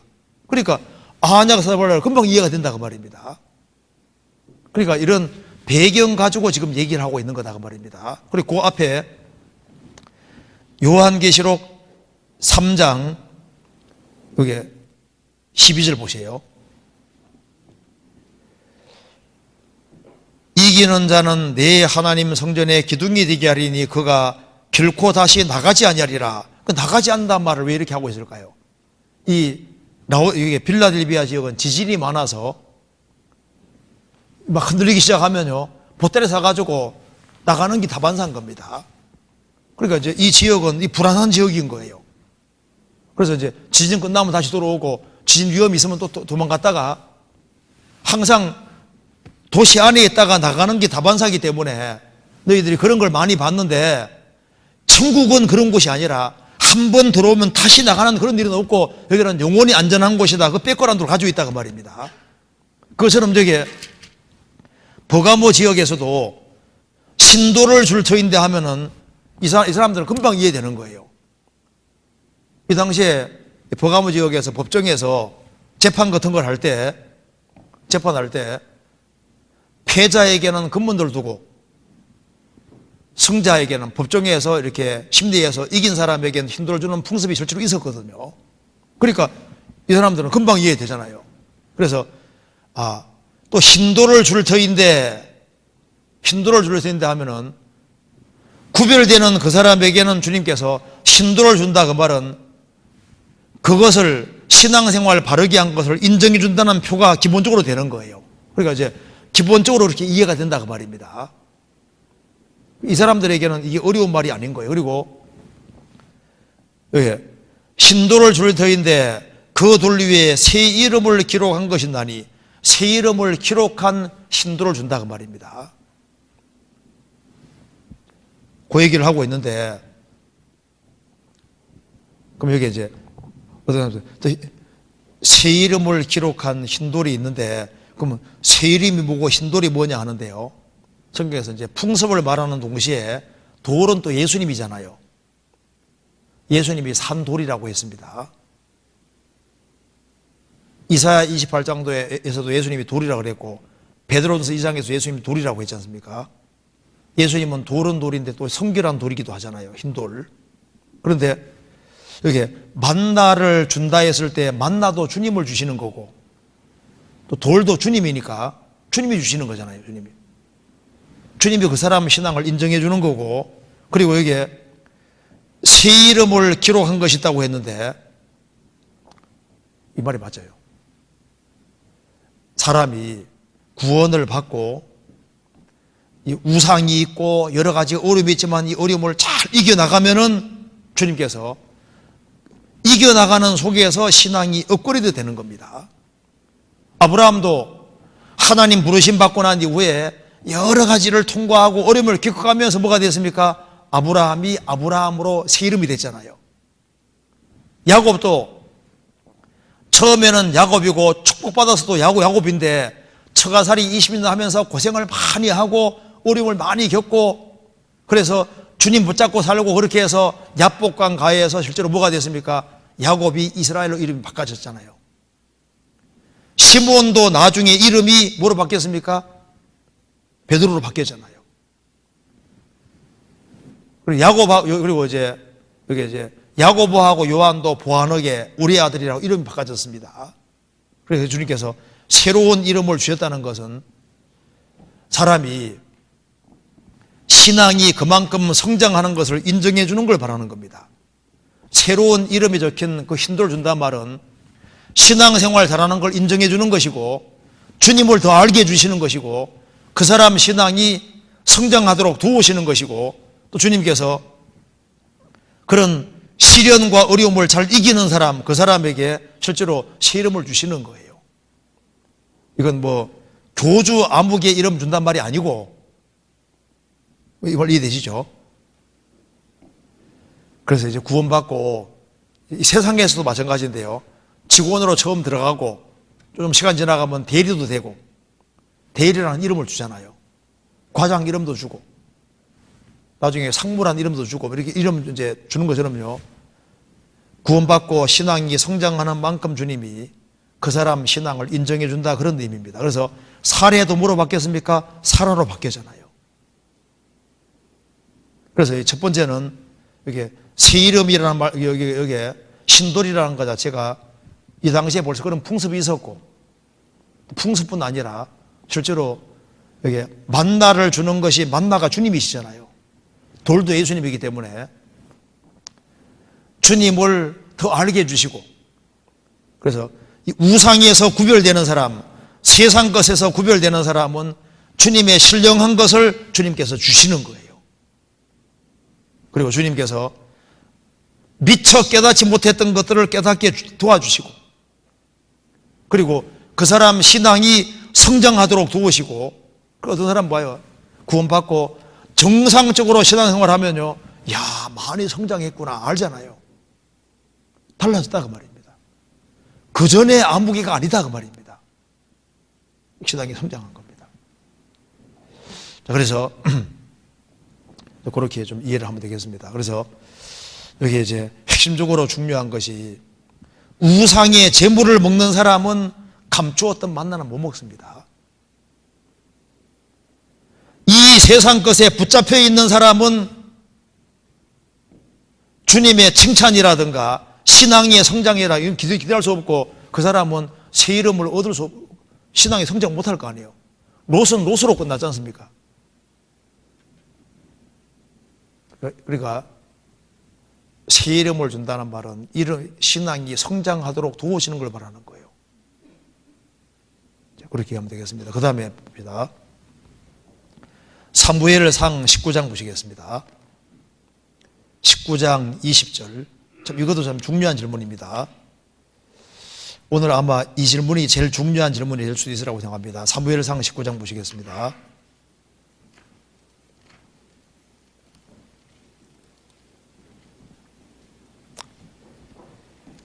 20절.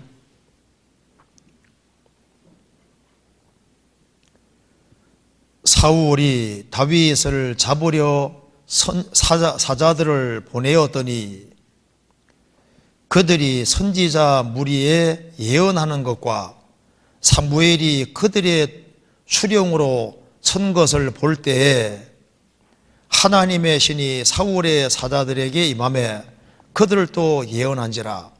혹이 그것을 사울에게 고하매 사울이 다른 사자를 보내었더니 그들도 예언한 고로 사울이 세 번째 다시 사자를 보내었더니 그들도 예언한지라. 이에 사울도 라마로 가서 세구에 있는 큰 우물에로 물어 가로되 사무엘과 다윗이 어디 있느냐. 혹이 가로되 라마 나요스에 있나이다. 사울이 라마 나요스로 가니라. 하나님의 신이 그에게도 임하시니 그가 라마 나요스에 이르러 이래가지고 행하여 예언하였으며 그가 또 그 옷을 벗고 사무엘 앞에서 예언하며 종이를 종냐에 벌거벗은 몸으로 누웠더라. 그러므로 속담에 이르기를 사울도 선자 중에 있느냐 하더라. 이 말씀에서 사울 왕이 보낸 사자들이 예언하는 내용이 나옵니다. 다윗을 죽이려고 하는 이들에게 하나님의 신이 임한 이유는 무엇인지 궁금합니다. 또 이들이 선자처럼 예언하는 것은 어떤 의미가 있는 것인지 설명 부탁드립니다. 이게 참 중요한 질문입니다.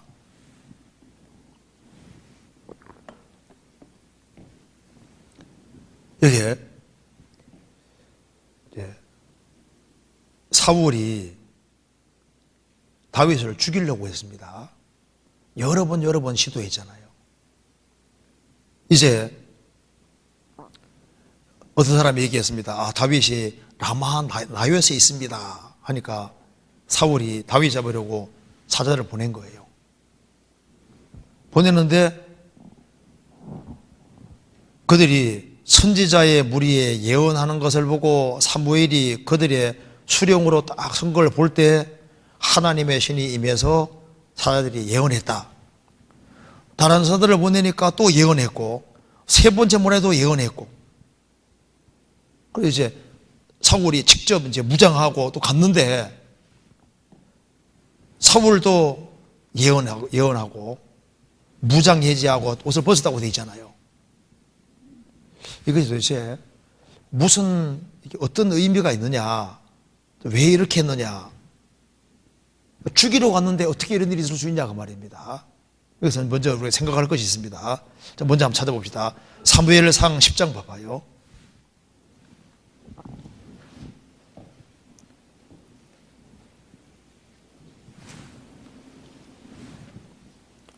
(10장) 10절입니다.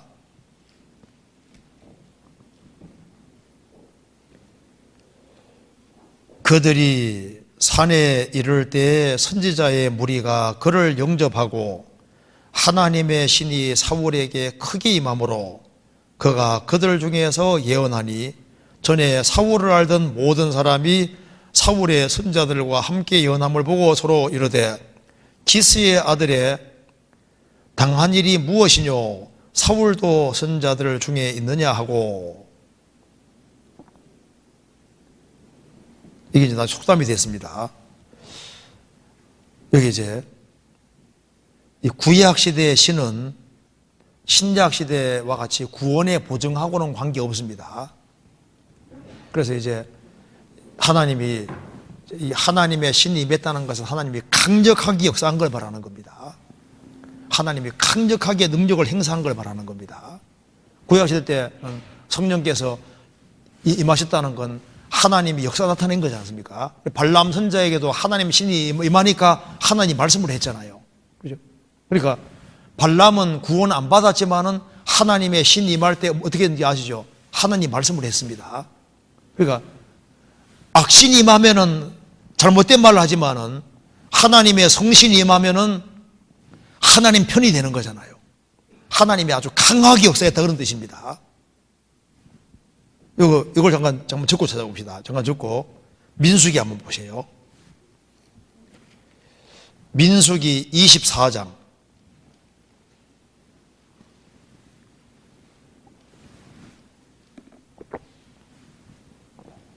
2절.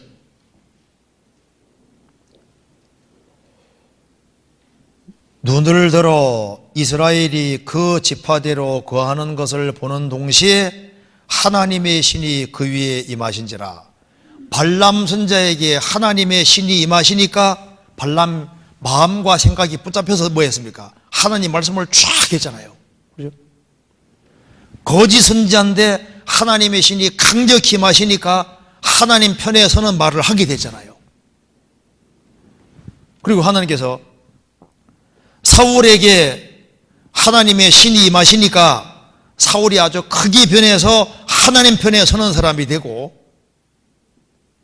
그리고 하나님이 아주 강력히 역사해 주신 겁니다. 그래서 여기에 신이 임했다는 것은 하나님이 아주 강하게 역사한 걸 말하는 겁니다. 그런데 이것이 구원의 보증은 물론 아닌 거예요. 자, 그런데 여기에 사무엘상 19장 다시 봅시다.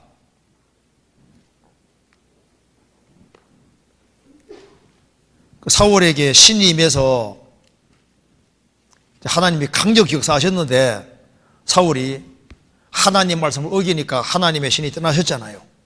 떠나셨는데 여기에 다시 봅시다.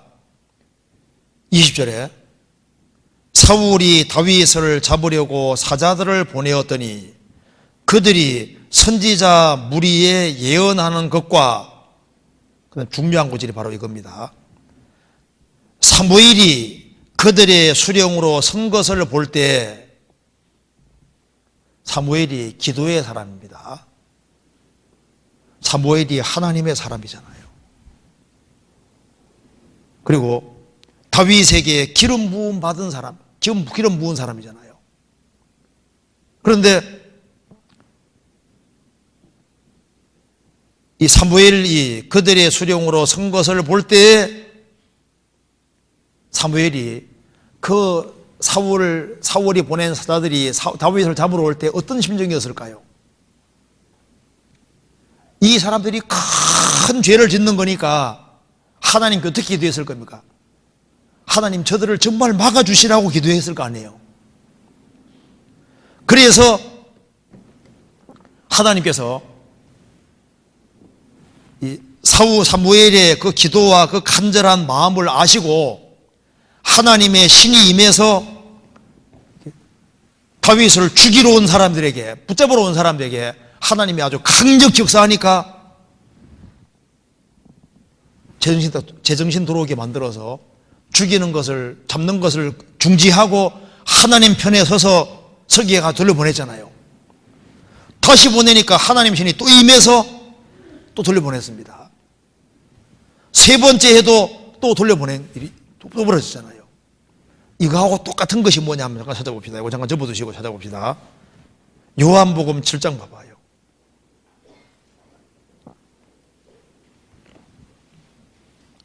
(7장) 45절입니다.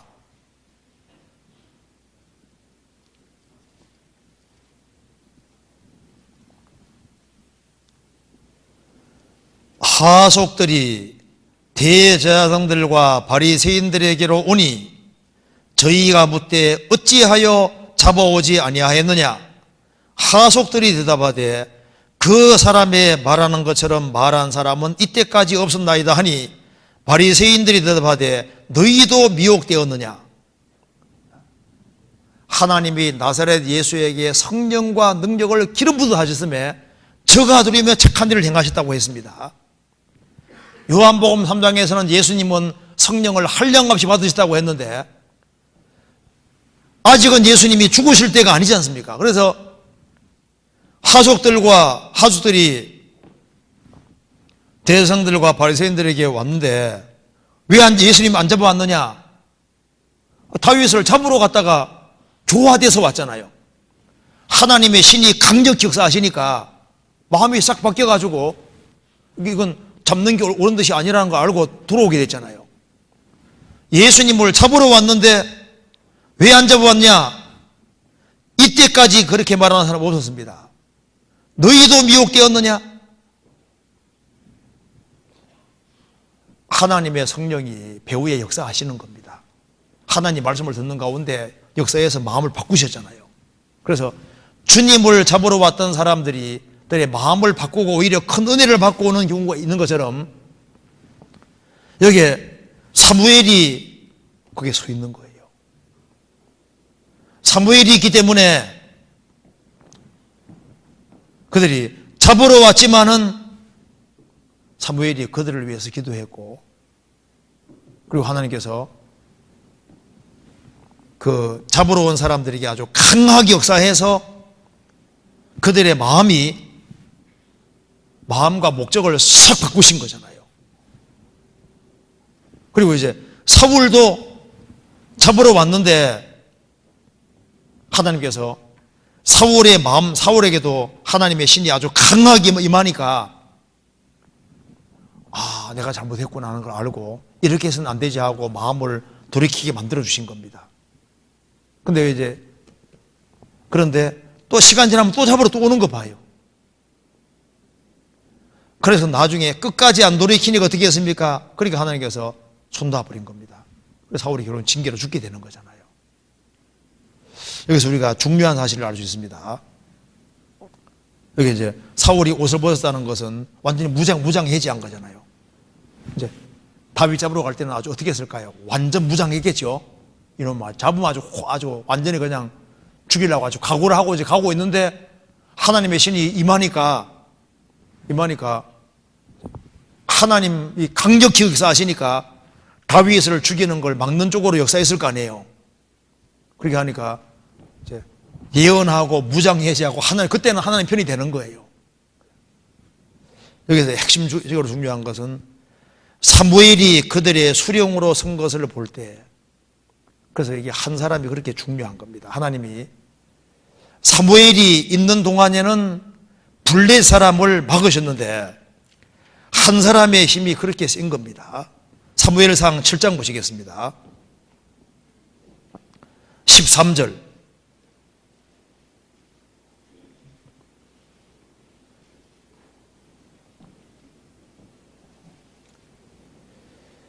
이에 블레셋 사람이 굴복하여 다시는 이스라엘 경내에 들어오지 못하였으며 여호와의 손이 사무엘이 사는 날 동안에 블레 사람을 막으심에, 여호와의 손이 사무엘이 사는 날 동안에 블레 사람을 막으심에, 하나님이 사무엘이 아주 강력히 역사하신 거예요. 그래서 다윗을 잡으러 올 때 사무엘 선지자를 보는 즉시 하나님의 신이 아주 강력히 역사하시잖아요. 그래서 교회를 막 대적하러 왔다가 전도회 말씀 듣고 대적하러 왔다가 마음이 싹 변하는 경우가 있죠. 교회 안에 성령께서 강하게 역사하시면은 이런 반대 현상이 벌어지는 거예요. 그리고 여기에 한 사람이 참 중요한 겁니다. 사무엘 한 사람이 하나님 편에 서 있으니까 이 사무엘 한 사람 때문에 많은 사람들이 좋은 영향력을 받고 하나님의 성령이 아주 배후에 강하게 역사할 수 있잖아요. 한 사람이 구원받고 신앙생활 잘하면은 그러면 그 한 사람에게 하나님이 함께 하시면은 그렇게 그리스도를 대적하는 사람들도 마음이 순화되고 마음이 바꿔지고 구원받는 일이 있을 수도 있는 거예요. 사무엘 선지자가 있으니까 하나님의 신이 강하게 역사하셨잖아요. 구원받은 사람이 신앙생활을 잘하는 게 참 중요한 겁니다. 한 사람이 주님 붙잡고 열심히 살아가면은 주님 역사하시면은 주변 사람들이 바꿔줄 수 있는 걸 여기에 보여주는 겁니다. 그렇잖아요. 그리고 또 한 가지 질문은요. 이건 이해되시죠? 이게 좀 중요한 질문입니다. 그렇게 강팍하고 완고한 사람들도 그 한 사람 때문에 하나님이 역사해 주시니까 이렇게 무장해제 당하고 바꿔지고 상황이 확 역전되잖아요. 그래서 교회도 주님 앞에서 열심히 살아가고 이렇게 하면은 그렇게 아주 완고하고 강팍한 사람들 우리 수양이 때 봐요. 도무지 구원 안 될 것 같은 사람들도 수양 갖다 놓으면은 성령께서 역사하시면은 마음이 확 바뀌잖아요. 그 적대적인 사람이 이렇게 마음이 바꿔지는 것처럼 이건 주의 신이 임하시니까 그런 것처럼요. 구약시대도 그런 것처럼 하나님께서도 구원 안 받은 배우 역사하시잖아요. 주님께서 배우 역사하시고 복음 딱 받아들일 때는 속에 들어가는데 구원을 안 받아도 배후에 일어나시는 겁니다. 성령께서. 그렇잖아요. 그 다음 질문 봅시다. 여기에 어린이 천국 잔치 때 초등학교 3학년부터 참석을 하고 있습니다. 그런데 구원을 받게 하려는 부모의 욕심에 초등학교 1, 2학년들이나 심지어 유치원 어린이들도 말씀을 듣게 하는 경우가 있습니다. 너무나 어려서 죄에 대한 회개 없이 오히려 복음을 지식으로만 알게 되는 것은 아닌지 염려가 되기도 합니다. 똑지로 듣게 하여 반발심이 생기는 것은 아닌지 걱정이 됩니다. 어떻게 하는 게 지혜로운지 말씀을 부탁드립니다. 그런데요, 대중적으로 듣게 하는 건 사실 문제 없습니다. 개인적으로 이게 정답이라고 주입시키지 아니하면요, 들어도 몰라요 무슨 말인지요. 걱정하지 말고 듣게 해도 괜찮습니다. 그리고 일단은 말씀을 자꾸 듣게 하고 이렇게 하는 것이 좋아요. 도리도리가 뭔지 아시죠? 도리도리. 원래 도리, 어릴 때 도리를 알아야 된다고 도리도리 가르친다. 도리도리 들어봤죠? 도리도리 그 얘기. 도리도리가 도리를 알아요. 도리를 어릴 때부터 도리를 깨우치라고 어릴 때부터 배우는 것이 맞습니다. 그래서 전수집회 때는요, 애들 듣게 해주는 게 좋은 거예요. 근데 이제 부모가 이게 정답이라고 주입만 안 시키면요, 별 문제 안 생겨요. 정답이라고 주입시켜가지고는 이게 될지 몰라도 그냥 설교 말씀 들어가지고는요, 자기가 준비가 안 되면 이게 안 깨우치게 돼 있습니다. 거기 걱정할 거 없어요. 성경 찾아봅니다. 잠언 22장 봐봐요. 잠언 22장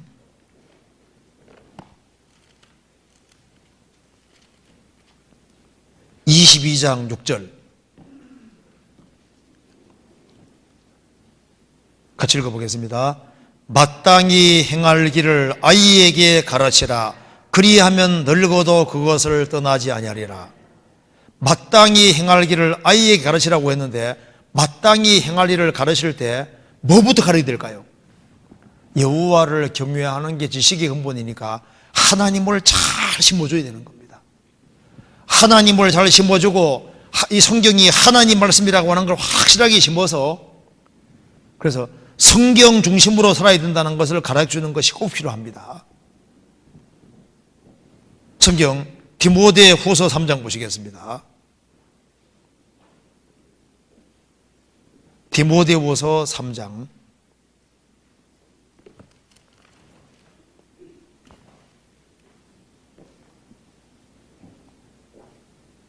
15절 같이 읽겠습니다. 또 내가 어려서부터 성경을 알았나니 성경은 능히 너로 하여금 그리스도 예수 안에 있는 믿음으로 말미암아 구원에 이르는 지혜가 있게 하느니라. 내가 어려서부터 성경을 알았나니 성경은 능히 너로 하여금 그리스도 예수 안에 있는 믿음으로 말미암아 구원에 이르는 지혜가 있게 하느니라. 어릴 때부터 성경을 배우도록 해야 되고 전도집회 여기 어린이 청구잔치 때 초등학교 3학년 참석을 하고 있는데 구원받게 하려는 욕심에 초등학교 1학년, 2학년들 유치원들도 말씀을 듣게 하는 경우가 있다. 그런데 들어도 못 깨달아요. 걱정할 필요 없어요. 주임은 안 시키면 됩니다. 단 우리가 이제 초등학교 때는 이제 초등학교 시절에는 무서운 얘기 같은 건 잘 안 보여주잖아요. 충격받을까 봐. 그런 거 이제 빼가기 되기 때문에 큰 무리는 없을 겁니다. 그리고 이제 어릴 때부터 예수님이 우리 때문에 죽었다 그런 얘기 들어도 깨우치시는 게 아니고 들어두는 게 좋아요. 나쁘지 않습니다. 우리 옛날에는요 막 복음을 감춰놓고 이거 하면 혹시 깨우칠까 봐 잘못 일어나랄까 봐 해집었는데 아무리 폐기해도 몰라요. 그리고 이게 들어서 알고 있는 거지 않습니까? 성령께서 강하게 역사하면 다 날아가 버려요. 자기 구원 안 이런 거 확 드러나게 되어 있습니다. 걱정하지 말고 이게 듣게 하는 건 대중 집회식으로 듣게 하는 거잖아요. 어린 청구자 듣게 하는 것은 그 별 문제 될 게 없어요. 그리고 듣게 하는 가운데 그 하나님 계신 걸 알게 해주고 그렇게 해서 이제 밭을 가고 이렇게 해서 스스로 있지 않습니까? 구원받고자 하는 마음이 생겨야 되는데 그 하나님 계신 것이 아주 확실해지면은 나이가 어리지만 구원받기를 정말 갈망하는 사람이 있습니다. 6살 된 애가 구원받는 경우도 있습니다. 구원받더라니까요. 받을 수 있어요. 그러니까 나이는 사람마다 차이가 나지 않습니까? 이제 사람마다 지각의 차이가 있기 때문에 그래도 집회가 있을 때 듣게 해주고 하는 것이 필요한데 또 이제 막 억지로 듣게 하여 반발심이 생기는 건 아닌지 궁금합니다. 그런데요, 어릴 때는 어머니, 아버지가 권위가 있기 때문에 듣게 하면 순순히 잘 들어요. 근데 좀 나이가 들어가면서 조정 좀 하더라도 어릴 때 너무 자주 듣게 하는 것이 아닌 한에는 큰 문제는 안 생길 겁니다. 그래서 어릴 때부터 하든 간에 하나님께 기대게끔 만드는 것이 이게 참 숙제고 이게 참 중요한 문제입니다. 그래서 전도집회를 듣게 하는 건 그 문제 될 거 없어요. 큰 문제 없을 겁니다. 시편 71편 보시겠습니다.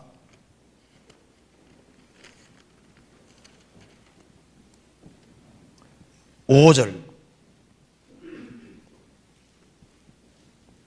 71편 5절 주 여호와여 주는 나의 소망이시오 나의 어릴 때부터 의지시라.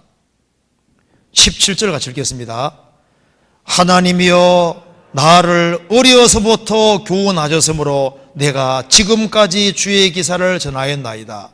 나를 어려서부터 교훈하셨으므로. 여기에 유치부 초등학교 1학년, 2학년들 굉장히 중요한 겁니다.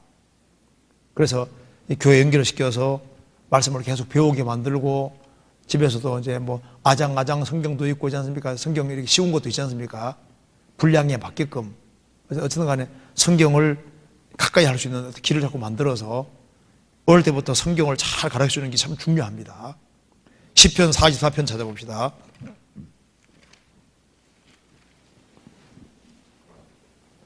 (44편) 1절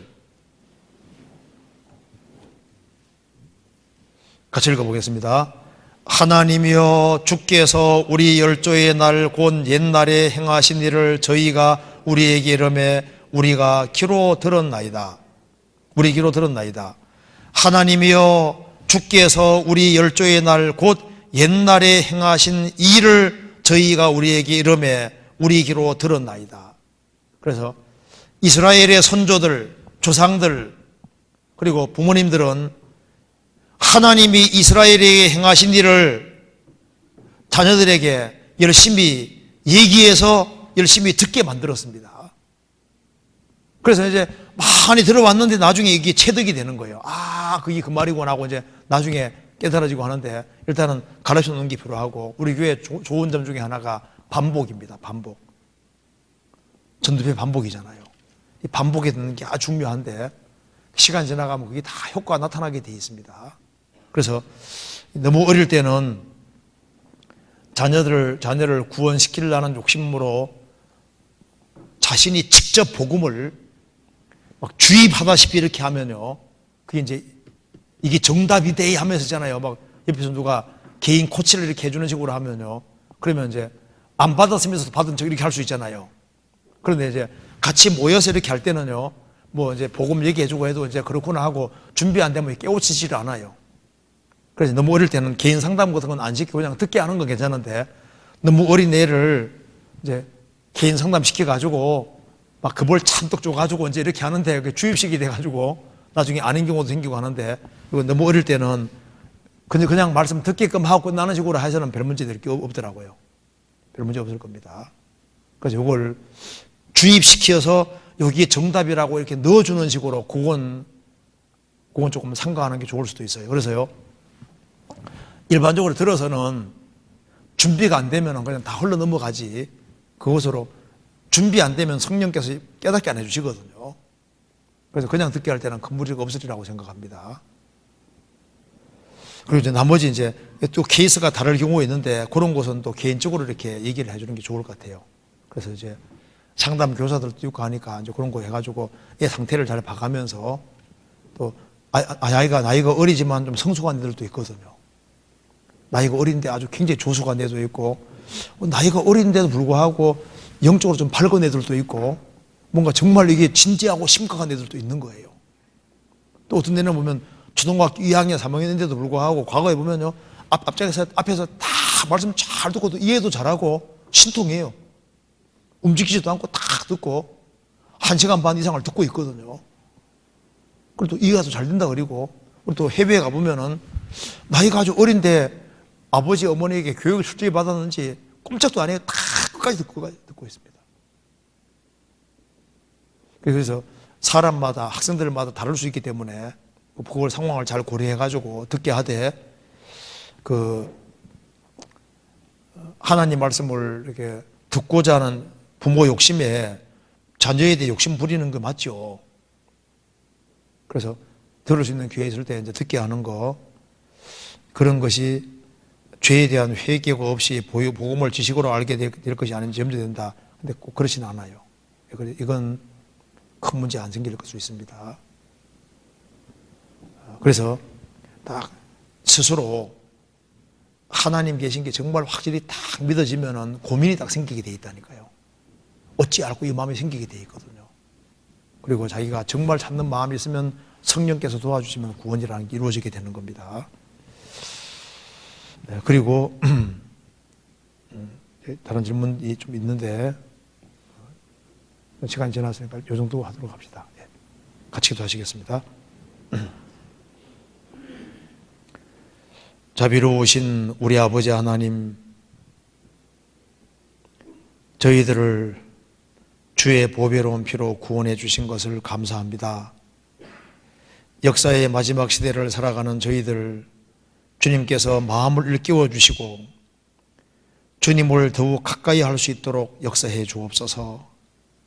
그리고 우리에게 나오는 사람들을 실제로 주님 품으로 인도할 수 있도록 도와주시고, 우리의 사랑하는 자녀들, 우리의 가족 식구들, 또 우리가 접촉하는 사람들을 어찌하든지 주님 품으로 인도해서 주 안에 굳건하게 세울 수 있도록 역사해 주시고 우리 모두를 귀하게 사용해 주옵소서.